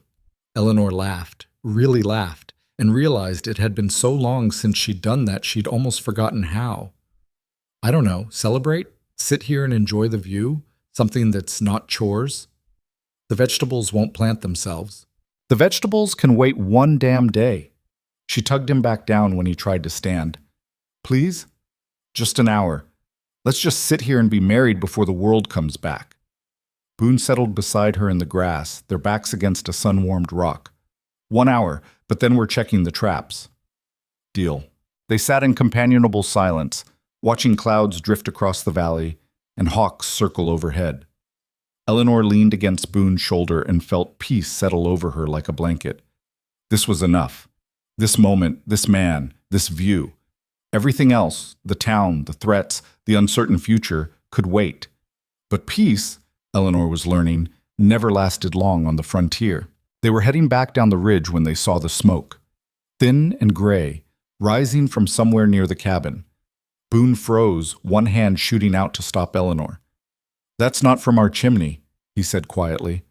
Eleanor's stomach dropped. Could be a brush fire. Spring's been dry. Coming from the wrong direction. Boone was already moving, long strides eating up the trail. Stay behind me. They came down the mountain fast, carelessly, slipping on loose rock and not caring. As they got closer, Eleanor could smell it. Not just wood smoke, but something chemical, acrid, burning canvas or tar paper. The shed was on fire. Flames licked up the walls, consuming the structure they'd spent days repairing. Smoke poured into the sky. And worse, much worse, Eleanor could see their winter stores inside, the furs they'd trapped, tools, everything they'd accumulated to survive going up in black smoke. Water, Boone snapped. Get buckets from the creek. They fought the fire for an hour, hauling water until Eleanor's arms screamed and her lungs burned from smoke. But it was too late. The shed collapsed in on itself, sending up a shower of sparks. All they could do was wet down the ground around it to keep the flames from spreading to the cabin or the trees. When it was finally over, they stood covered in soot and ash, staring at the smoldering ruins. Eleanor wanted to cry but was too angry. Someone had done this. Someone had come onto their land while they were on the ridge and burned their supplies. Most of the furs, Boone said, his voice flat and dangerous. The extra tools. Seed we hadn't planted yet, all gone. How much will it cost to replace? More than we have. He kicked at a charred beam, sending up a cloud of ash. We were counting on those furs to trade for winter supplies. Now, he didn't finish, but Eleanor understood. They were in serious trouble. Without the furs, without the supplies, they'd be going into next winter with almost nothing, and no one in Pine Ridge would extend them credit after yesterday's meeting. There, Eleanor pointed at footprints in the mud near the creek. Someone was here. Boone crouched down, studying them. 2 people, maybe 3. Came from the south trail, left the same way. He straightened, jaw tight with fury. They waited until we were gone, knew we'd be distracted after yesterday. We should report it. To who? The sheriff who drinks with the people who want us gone? Boone shook his head. No, this is on us. Eleanor looked at the ruins, at months of work destroyed in an hour, and felt something harden inside her. She'd tried to be reasonable, tried to explain herself, justify her choices, play by their rules, and they'd burned her livelihood in response. Then we rebuild, she said, and we make sure they know it'll take more than this to break us. Over the next week, they worked like people possessed. Boone salvaged what he could from the wreckage, while Eleanor threw herself into the garden, determined to make every seed count. They couldn't afford to lose a single plant now. Every vegetable, every herb, every bit of food they could grow themselves was the difference between surviving winter and starving. Word of the fire spread. Some people pretended they didn't hear about it. Others smiled like it was exactly what they'd been hoping for. But a few, Pritchard, the young couple from the neighboring valley, even Samuel Hart, showed up with supplies. Heard you had some trouble, Pritchard said, dumping a load of lumber by the ruined shed. Figured you could use this. We can't pay, Boone started. Didn't ask you to. Pritchard spat tobacco into the dirt. You helped my nephew. I'm helping you. That's how it's supposed to work. The young couple, Sarah and William Montgomery, brought seeds and a bag of flour. We know what it's like, Sarah said quietly. First year we were here, someone burned our chicken coop because we were Catholics. Thought we'd leave. We didn't. How'd you manage? Eleanor asked. One day at a time. Same as you will. Sarah squeezed her hand. And you've got more friends than you think. People who remember what it's like to be outsiders. Samuel Hart came last, driving a wagon loaded with supplies. Consider this an investment, he said when Boone tried to refuse. You survive this. You prove something important. That stubbornness matters more than approval. Territory needs more people like that. Why are you helping us? Eleanor asked. Yesterday you didn't even vote for us. Yesterday I abstained because I'm too old to pick fights I don't have to fight. Today I'm helping because burning people's property is where I draw the line. Samuel fixed her with a sharp look. You remind me of my late wife. She was stubborn as hell, too. Drove me crazy. Also made me a better man. Figure maybe you're doing the same for Keller here. After he left, Boone and Eleanor stood looking at the pile of supplies. It wasn't much. Wouldn't replace everything they'd lost. But it was enough to keep going. Enough to prove they weren't completely alone. We're going to make it, Eleanor said, more to convince herself than anything. Yeah, we are. Boone pulled her close, and they stood there in the ruins of the shed, holding each other against everything trying to tear them apart. But the attacks didn't stop. Someone poisoned their well, and they had to spend 3 days hauling water from the creek and filtering it through charcoal. Their garden was trampled in the night, rows of seedlings crushed into mud. They lost more chickens to what looked like a fox, but Boone swore was a man with a knife. Each incident chipped away at their reserves, their energy, their hope.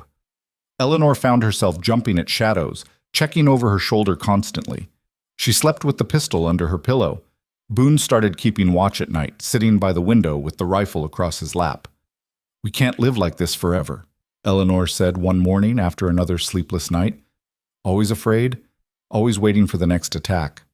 I know. So what do we do? Boone was quiet for a long time then. We go on the offensive, stop reacting, and start acting. Meaning what? Meaning we figure out who's behind this and we make them stop. His jaw was set, determined, one way or another. It took 2 weeks of watching and tracking, but Boone finally caught someone, a young man, maybe 20, sneaking toward their garden with a bag that clinked with glass bottles. Fire, Eleanor realized. He'd been planning to burn their crops. Boone tackled him before he got within 10 feet, and they went down hard in the dirt. The kid fought back, wild and desperate, but Boone had 50 pounds and 20 years of hard living on him. It was over quick. Who sent you? Boone had the kid pinned, knee in his back. Was it Marcus? Gideon? Nobody sent me. Everyone knows you're trash, living in sin, flaunting it, so you decided to burn our food? Eleanor stood over them, gun in hand, and she was surprised by how calm she felt. That make you feel righteous? The kid spat in the dirt. You're both going to hell anyway. I'm just speeding it along. Wrong answer. Boone hauled him upright, started dragging him toward the horses. You're going to the sheriff. You're going to confess to arson, to poisoning, to every damn thing you and your friends have done. He won't arrest me. Everyone in town knows what you are. Then I guess we'll find out how far community protection extends. Boone tied the kid's hands with rough efficiency. Eleanor, get our evidence. Everything we've collected. We're settling this today. The ride to Pine Ridge took 3 hours with the kid struggling and complaining the whole way. By the time they arrived, Eleanor's nerves were frayed to nothing, but Boone rode straight to the sheriff's office like he owned the town, hauled the kid inside, and dumped him in a chair. Sheriff Crane looked up from his desk, annoyed. Keller, what's this about? Caught this one trying to burn our crops. He's admitted to the previous attacks, too. Boone pulled out a notebook where he'd been documenting everything. Dates, damage, evidence. We've got witnesses, we've got tracks, and now we've got him. Crane flipped through the notebook without interest. You expect me to arrest someone based on your word? I expect you to do your job. My job is keeping the peace in this community. Arresting a local boy on the word of two... He paused, clearly searching for a word that wouldn't be actionable. Controversial residence doesn't keep the peace. So we're supposed to just accept being terrorized? Eleanor's voice shook with fury. Let people burn and poison and destroy our property with no consequences? Maybe if you'd made different choices, you wouldn't be targets. Crane leaned back in his chair. Just saying, sometimes the problem is the behavior that provokes the response. Boone's hands clenched into fists. So it's our fault people are trying to kill us. I didn't say that. You just did. Eleanor stepped forward. You just said we deserve what's happening because we're not living the way you think we should. That's exactly what you said. Look, Mrs. Whitmore, it's Mrs. Keller now. The words came out sharp and defiant. We're married. Did it ourselves since no one here would help us, and we're not going anywhere no matter how many of you try to drive us out. The kid laughed from his chair. Married? That's not a real marriage. You can't just say words and make it legal. It's real enough for us. Boone turned back to Crane. Are you going to do anything about this or not? The sheriff sighed. Tell you what, I'll have a talk with the boy, make sure he understands property destruction isn't acceptable. But I'm not filing charges. Can't prove he did what you're claiming. He admitted it. To you, not to me. Crane stood up, dismissing them. Best I can offer. Take it or leave it. They left, because what else could they do? The kid would get a talking to and be back out causing trouble within hours. The sheriff would tell people he'd handled it, and nothing would change. Outside, Eleanor leaned against the hitching post and tried not to scream. They're never going to help us. We could have proof from a dozen witnesses, and they'd find a reason to ignore it. I know. So what do we do? Boone looked up and down the street, at the people pretending not to watch them, at the town that had decided they were acceptable targets. We make it hurt to come after us, make it clear that every attack costs them something. Boone, not violence. I'm not going to become what they think I am. He took her hand. But we make it expensive, difficult. We organize the people who helped us, the ones who know what it's like to be outsiders. We build something they can't ignore. You're talking about splitting the community.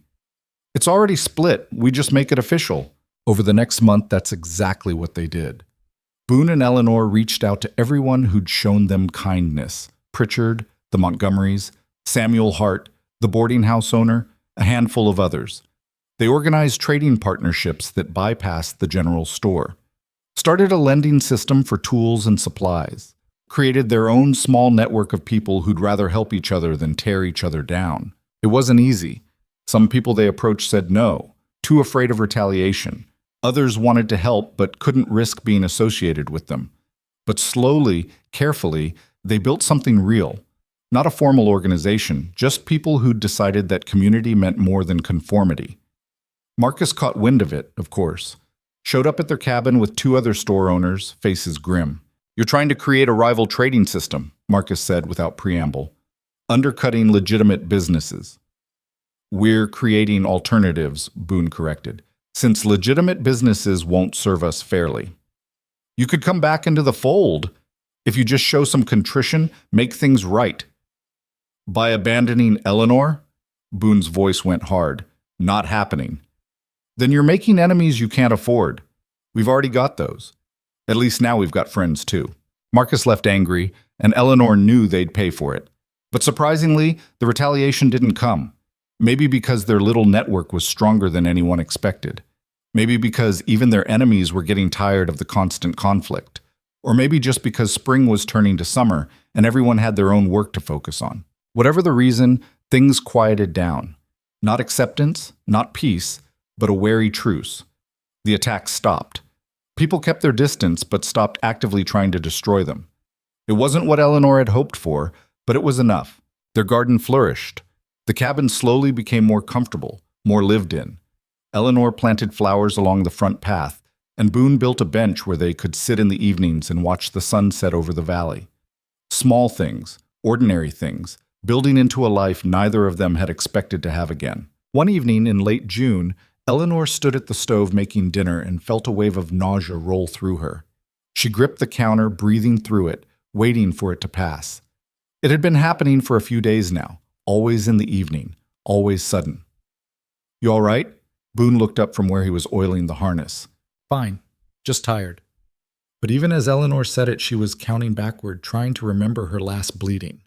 6 weeks? 7. She'd been so busy, so stressed, that she hadn't paid attention. Oh. The spoon slipped from her hand and clattered on the floor. Boone was beside her instantly, hands on her shoulders. Eleanor? What's wrong? I think, her voice came out barely a whisper. Boone, I think I'm pregnant. The words hung in the air between them like something fragile and terrifying. Boone's face went through a series of expressions too fast to track: shock, fear, hope, more fear. His hands tightened on her shoulders. You're sure? Not sure, but the signs. I've been sick in the evenings, and I'm late, and… Eleanor looked up at him, scared of what she'd see. Are you angry? Angry? Boone pulled her into his arms so tight she could barely breathe. No, terrified, but not angry. Never angry. Eleanor clung to him, feeling the same terror mixing with something else she didn't dare name yet. A baby. After everything, after all the loss and grief, they were going to have a baby. If she was right. If her body didn't betray her the way it had betrayed Thomas's hope for a child. What if I lose it? She whispered against his chest. What if I can't? Then we'll survive that too.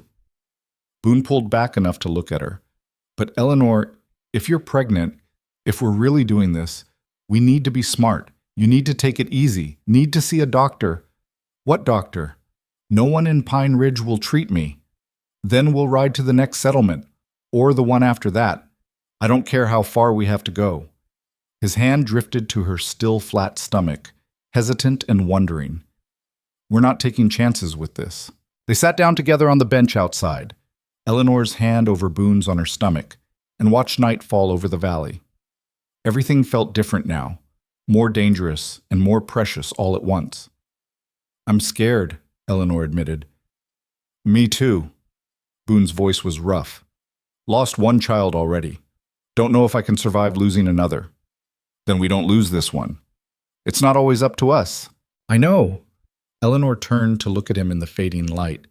But we've survived everything else. The winter, the town, the attacks. We can survive this too. Whatever happens. Boone kissed her forehead, gentle and fierce all at once. Yeah, we can.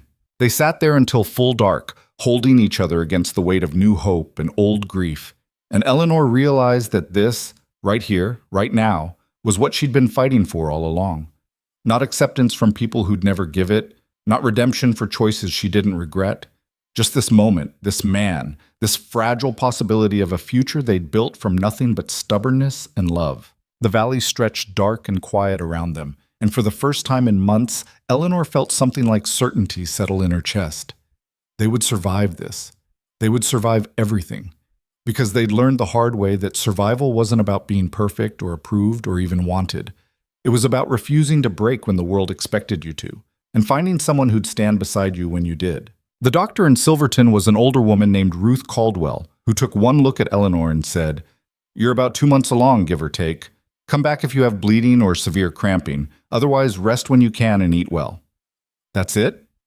Eleanor had expected more. Warnings, restrictions, dire predictions about frontier women and pregnancy. That's it. Women have been having babies since the beginning of time. Your body knows what to do. Dr. Caldwell washed her hands in a basin. Though I will say the stress you're under isn't ideal. Heard about the situation in Pine Ridge. That town has a talent for making life harder than it needs to be. We're managing, Boone said from where he stood by the door. I'm sure you are, but managing and thriving aren't the same thing. She dried her hands and fixed them both with a stern look. Baby will be here in December, middle of winter. You'll need help. Someone who knows what they're doing when things get difficult. I can come if you send word, but it's a 2-day ride in good weather. In a blizzard, we'll figure it out, Eleanor said, trying to sound more confident than she felt. Stubbornness will only get you so far. But Dr. Caldwell's expression softened slightly. Though I suppose it's gotten you this far. Just promise me you'll ask for help if you need it. They promised, paid her with 3 beaver pelts, and rode back toward home. The summer afternoon was warm and bright, the kind of day that made the frontier feel almost welcoming. Eleanor kept one hand on her stomach, still unable to believe there was a life growing inside her. A baby. Hers and Boone's. The impossibility of it kept hitting her in waves. You're quiet, Boone said after an hour of riding, thinking. About? Eleanor looked at the mountains around them, at the endless sky, at this hard, beautiful place they'd chosen. About how Thomas and I tried for almost a year and nothing happened. The Whitmores were so sure it was my fault, that I was barren or cursed or whatever they wanted to believe. And now you're pregnant with a hermit's baby in the middle of nowhere. Boone's voice carried a hint of dark humor. Bet that'll give them something to talk about. They already talk. Might as well give them something real to gossip over. Eleanor shifted in the saddle, already feeling the ache that came with long rides. I'm scared, Boone. What if something goes wrong? What if I can't do this? Then we deal with it, together. He reached over and squeezed her hand briefly. But Eleanor, you survived last winter. You learned to trap and hunt and shoot. You stood up to an entire town. Having a baby is hard, but you're harder. She wanted to believe him, wanted to feel the confidence he seemed to have.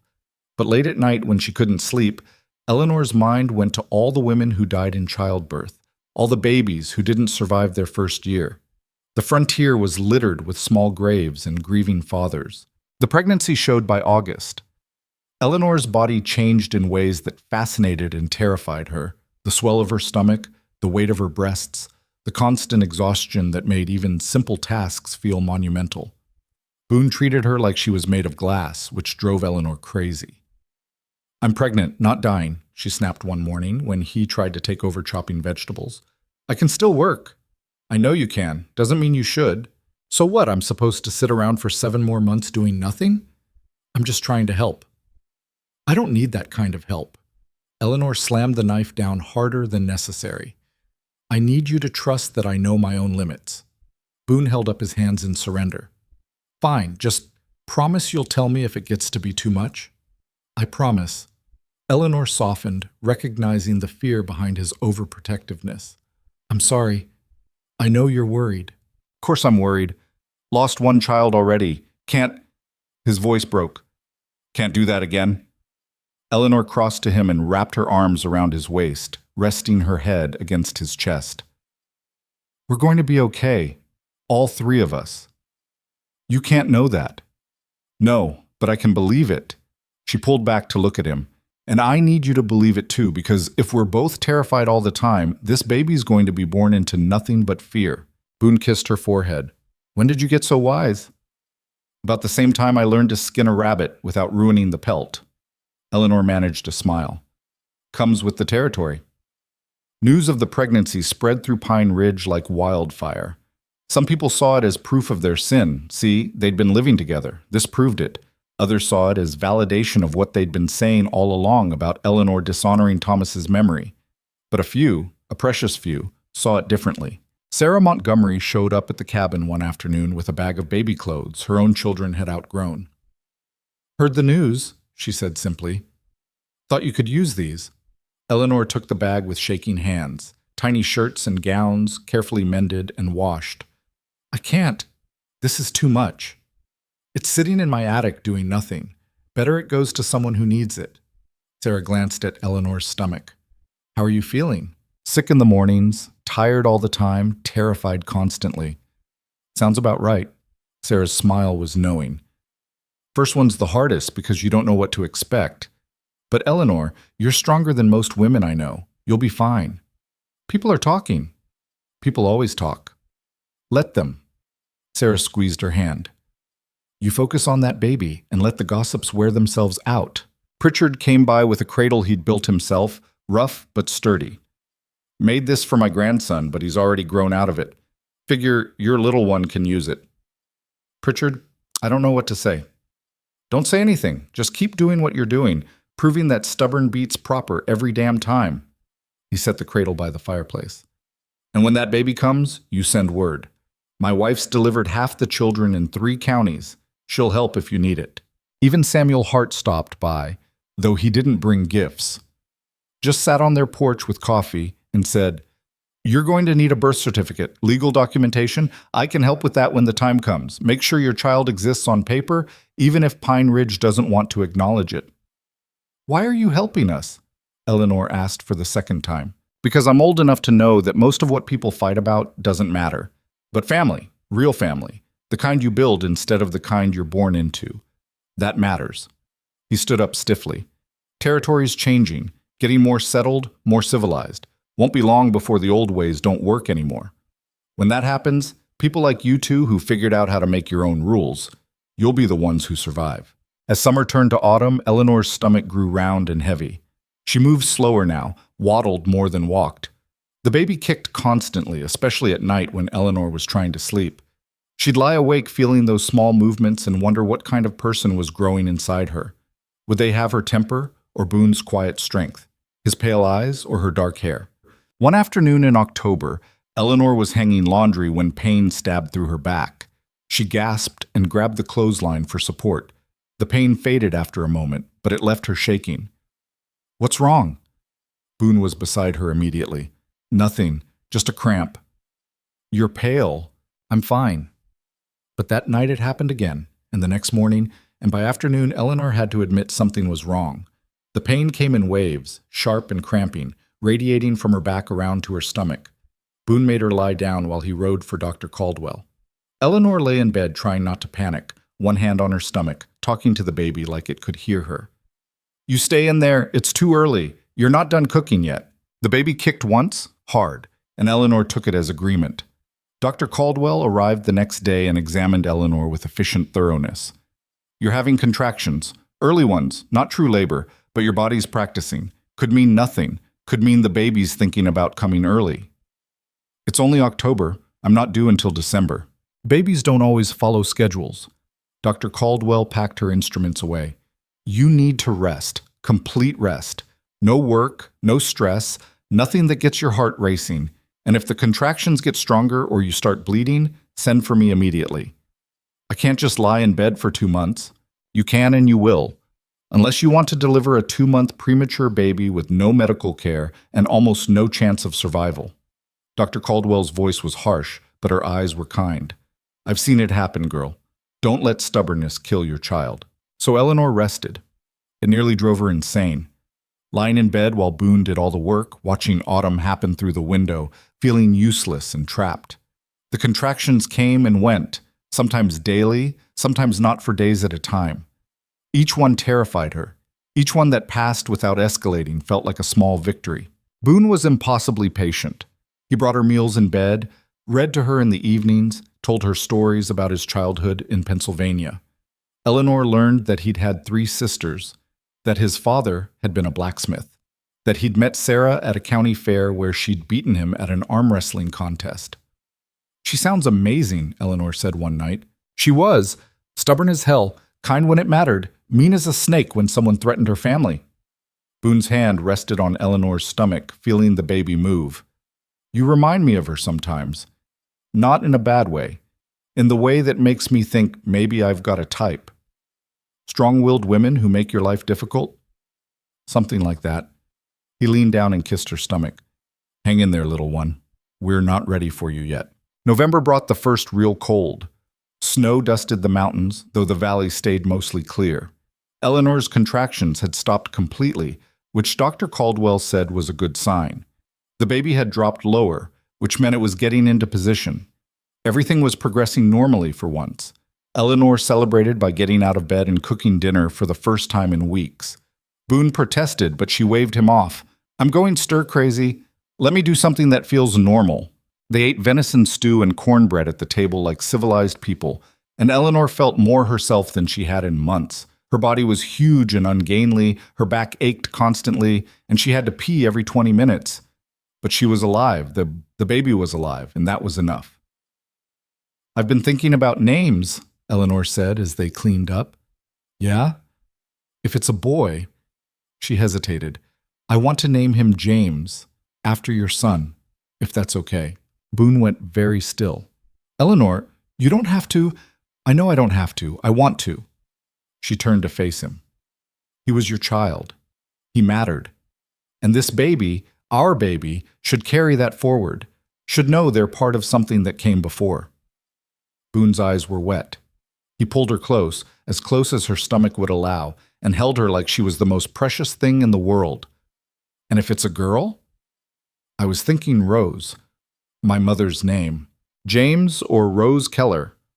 Boone tested the names out. "I like it, both of them." "Good. Because I'm not changing my mind at this point." Eleanor felt the baby kick and laughed. "I think they approve." The labor started on December 15th in the middle of the night. Eleanor woke to wetness between her legs and pain that made her previous contractions feel like gentle squeezes.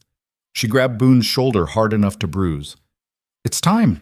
Boone was up and moving instantly, lighting lamps, stoking the fire, trying to remember everything Dr. Caldwell had told them. Eleanor breathed through the contraction, counting seconds until it passed. When it did, she struggled out of bed. "What are you doing?" Boone tried to guide her back down. "Walking. Dr. Caldwell said walking helps early labor." Eleanor gripped the back of a chair as another contraction hit. "How far apart are these?" "Maybe 5 minutes? Then we've got time." She hoped. She prayed. She tried not to think about all the ways this could go wrong. Boone sent word to Pritchard's wife, but the snow was coming down hard and Eleanor knew help might not arrive for hours. Maybe not at all if the storm got worse. It would be just the two of them doing this together the way they'd done everything else. Labor was worse than anything Eleanor had imagined. Worse than the blizzard, worse than being shot at, worse than the terror of facing down the town council. Pain that came in waves, building and breaking and building again. Hours blurred together. She walked until she couldn't walk anymore. Boone held her hand through contractions, his face pale but determined. "You're doing great," he kept saying. "You're so strong." "I don't feel strong. I feel like I'm dying." "You're not dying. You're bringing life. There's a difference." By dawn, Eleanor was exhausted. The contractions were 2 minutes apart, each one lasting longer than the last. She could feel the pressure building, the overwhelming need to push. "I think—" Another contraction cut off her words. When it passed, she gasped, "I think it's time." Boone helped her onto the bed, positioned pillows behind her back. His hand shook, but his voice stayed steady. "Tell me what you need." "Don't let me die." Eleanor grabbed his hand. "And don't let the baby die. Promise me." "I promise. Both of you are going to be fine." He was lying. He couldn't know that, couldn't promise it. But Eleanor needed to hear it anyway. Needed to believe that willpower and love could overcome biology and chance. The pushing was primal. Eleanor lost all sense of time, all sense of anything except the overwhelming drive to get this baby out. She screamed, she cursed, she begged for it to be over. Boone stayed with her through all of it, murmuring encouragement, wiping sweat from her face, telling her she could do this. And then, impossibly, miraculously, she felt the baby slip free.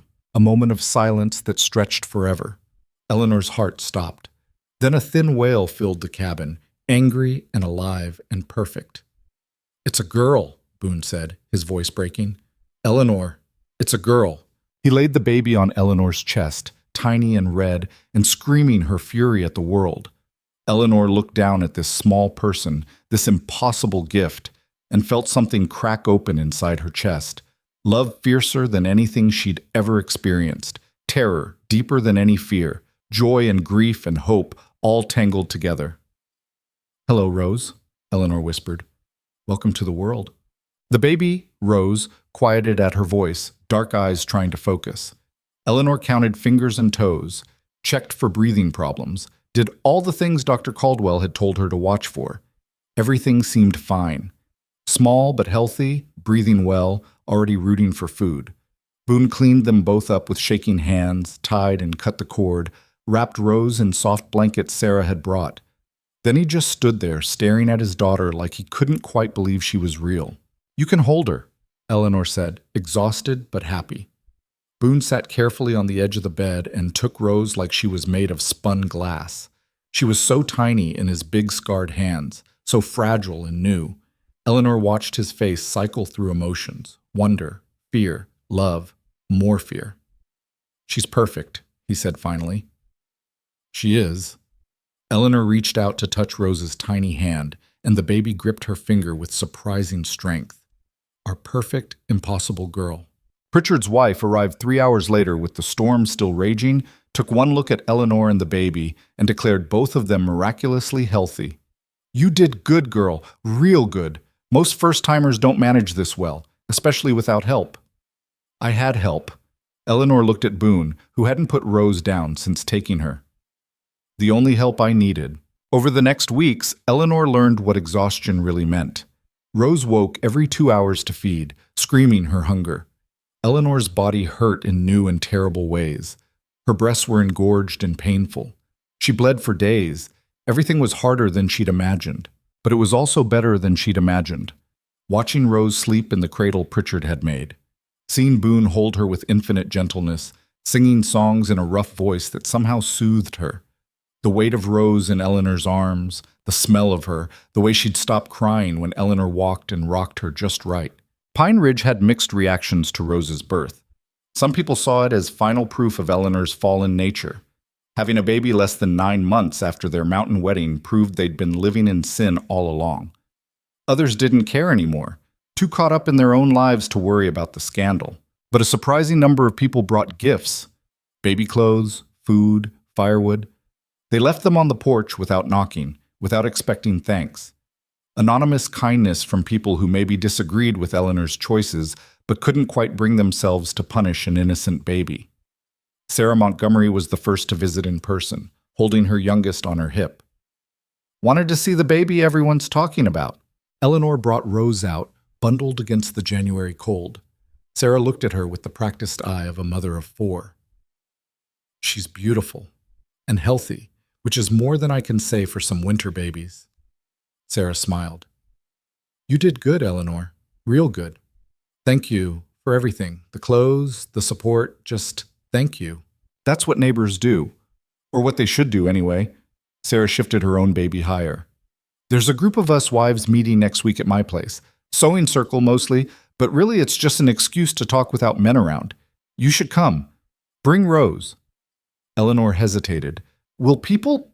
"Some will judge. Let them.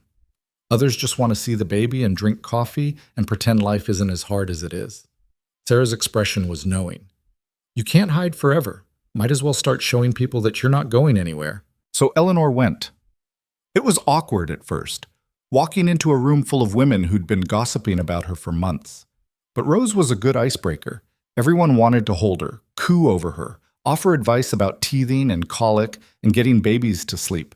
Mrs. Henderson was there, the same woman who'd called Eleanor shameful months ago.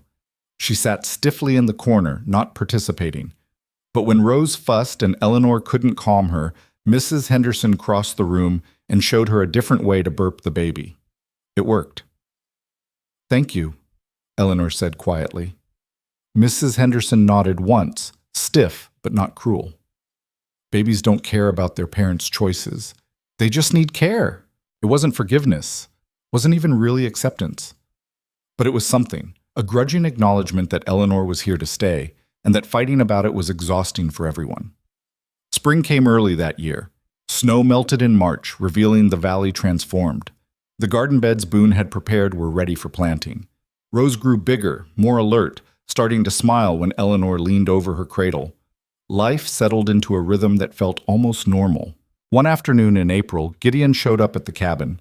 Eleanor saw him coming up the trail, and her hand automatically went to the rifle by the door. But he came alone, unarmed, riding slowly like he wasn't sure of his welcome. "Mrs. Keller," he said, dismounting. Acknowledging the name change, Eleanor noted. "Heard you had a baby." 5 months ago. Eleanor stood in the doorway, blocking his view inside. "What do you want, Gideon?" "To apologize." The words came out hard, like they hurt to say. "For leaving you here, for hoping you'd fail, for every cruel thing I did because I was angry that Thomas was gone. And you were still here." Eleanor had imagined this moment a dozen times. Had planned what she'd say, how she'd make him understand the damage he'd done. But now, faced with his actual remorse, the words dried up. "Okay," she said finally. "That's it? Okay? What do you want from me? Absolution? I can't give you that. You did what you did and I survived it, and nothing changes that." Eleanor shifted her weight. "But I'm not going to carry your guilt for you. That's yours to deal with." Gideon flinched. "Thomas would have hated what I did. He loved you, really loved you, in a way I didn't understand until after he was gone. I know he did. I loved him too, in my own way. But he's dead and I'm not. And I had to figure out how to live with that."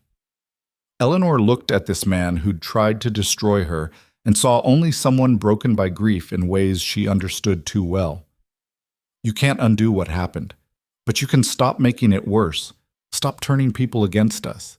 Stop treating this like a war someone has to win. I already have. Been trying to, anyway. Gideon pulled an envelope from his coat. This is yours. Thomas's share of the mining settlement. The family tried to keep it, but legally it belongs to you. It's not much, $300, but it's yours. Eleanor took the envelope with shaking hands. $300 was a fortune. Could buy supplies for 2 winters, livestock, equipment they desperately needed. Why now?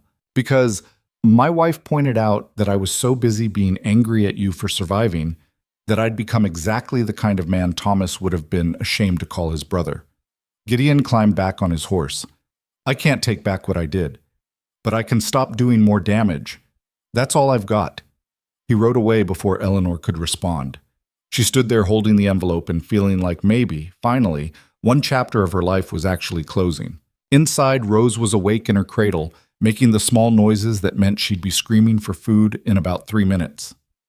Eleanor picked her up, settled into the rocking chair Boone had made, and fed her daughter while looking out at the valley they'd fought so hard to keep. Boone came in an hour later covered in dirt from planting. He stopped short when he saw Eleanor's face. What happened? Gideon came by, apologized, brought Thomas's settlement money. Eleanor held up the envelope. $300. Boone whistled low. That changes things. It does. Eleanor looked down at Rose, sleeping now against her chest. We could leave, take the money and go somewhere new, somewhere people don't know us, don't judge us. Is that what you want? Eleanor thought about it, really thought about it. Starting over somewhere else, leaving the struggle behind. It was tempting. But this valley, this cabin, this life they'd built from nothing, it was theirs in a way nothing else would ever be. No, she said finally, I want to stay. Want to take this money and build something bigger, something that lasts. Like what? Like a real house instead of a cabin. Like livestock and equipment. Like proving that we're not just surviving anymore, we're thriving. Eleanor met his eyes. Like showing everyone who thought we'd fail that they were wrong. Boone crossed to her and kissed the top of her head, careful not to wake Rose. Then that's what we'll do. They used the money carefully. Bought a milk cow and chickens. Got proper tools and enough lumber to expand the cabin into something more substantial. Hired help from their network of allies to get the work done. By summer, they had a real home, 2 rooms plus a loft, sturdy walls, glass windows that actually closed properly. More importantly, they had proof that they could make it. Not just survive, but build something worth having. Word spread through the settlement. The Kellers weren't going anywhere. Might as well get used to them. Some people never came around. Marcus still overcharged them when they had no choice but to use his store. Reverend Stone still preached about sin and redemption with pointed glances in their direction. Mrs. Cooper still crossed the street to avoid them. But increasingly, those people were the minority. Most folks had bigger concerns than who Eleanor had married or when. The territory was growing, changing. New families arrived every month. The old rigid rules were loosening whether people liked it or not. And the Kellers, stubborn, controversial, impossible to ignore, had proven that you could break the rules and still survive. That was a lesson a lot of people found useful. Rose's first birthday came in December. Eleanor baked a cake with hoarded sugar and invited their small circle of friends. The cabin filled with laughter and children playing and adults swapping stories. Sarah brought her kids. Pritchard and his wife came. The Montgomerys. Samuel Hart. Even a few people Eleanor didn't know well but who'd heard about the party and showed up anyway. It wasn't acceptance from the whole town. It was something better. A community they'd built themselves from people who'd chosen them rather than judging them. Family made by loyalty instead of blood. Eleanor stood in the doorway watching Rose toddle around with a wooden horse Boone had carved, a smaller version of the one that had belonged to James. She thought about that first night when she'd knocked on this door, frozen and desperate and certain she'd die before spring. Thought about everything that had happened since, the fear, the struggle, the moments when giving up seemed easier than continuing. She'd learned something important in that year and a half. Learned it through frost and fire and pain that felt endless. That survival wasn't about being perfect or approved or even particularly good. It was about refusing to break when breaking would be easier. About finding one person who'd stand beside you when the world wanted you gone. About building something real from the wreckage of what came before. The woman Gideon had abandoned in the snow was gone. In her place stood someone harder and more certain, someone who'd earned every scar and smile. Eleanor Keller, who'd survived winter and worse, who'd built a life on her own terms in a place that tried to kill her. Boone appeared beside her, Rose in his arms. "What are you thinking about?" "About how far we've come. About how this time last year I was 9 months pregnant and terrified. And now? Now I'm still terrified, but in different ways. Better ways." Eleanor took Rose from him, settled the baby on her hip.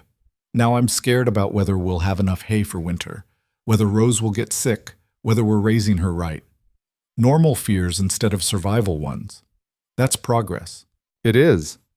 Eleanor leaned against him, the three of them standing in the doorway of their home while friends celebrated inside. "I was thinking about what Samuel said once, about how the territory's changing, and people who make their own rules will be the ones who survive." He was right. Maybe. Eleanor looked out at the valley, at the mountains rising beyond, at the endless frontier that had tried to break her and failed. Or maybe it's simpler than that. Maybe survival is just about deciding what you're willing to fight for and then fighting like hell until everyone else gets tired of trying to stop you. Boone laughed, the sound rumbling through his chest. "That might be the most honest thing anyone's ever said about living out here.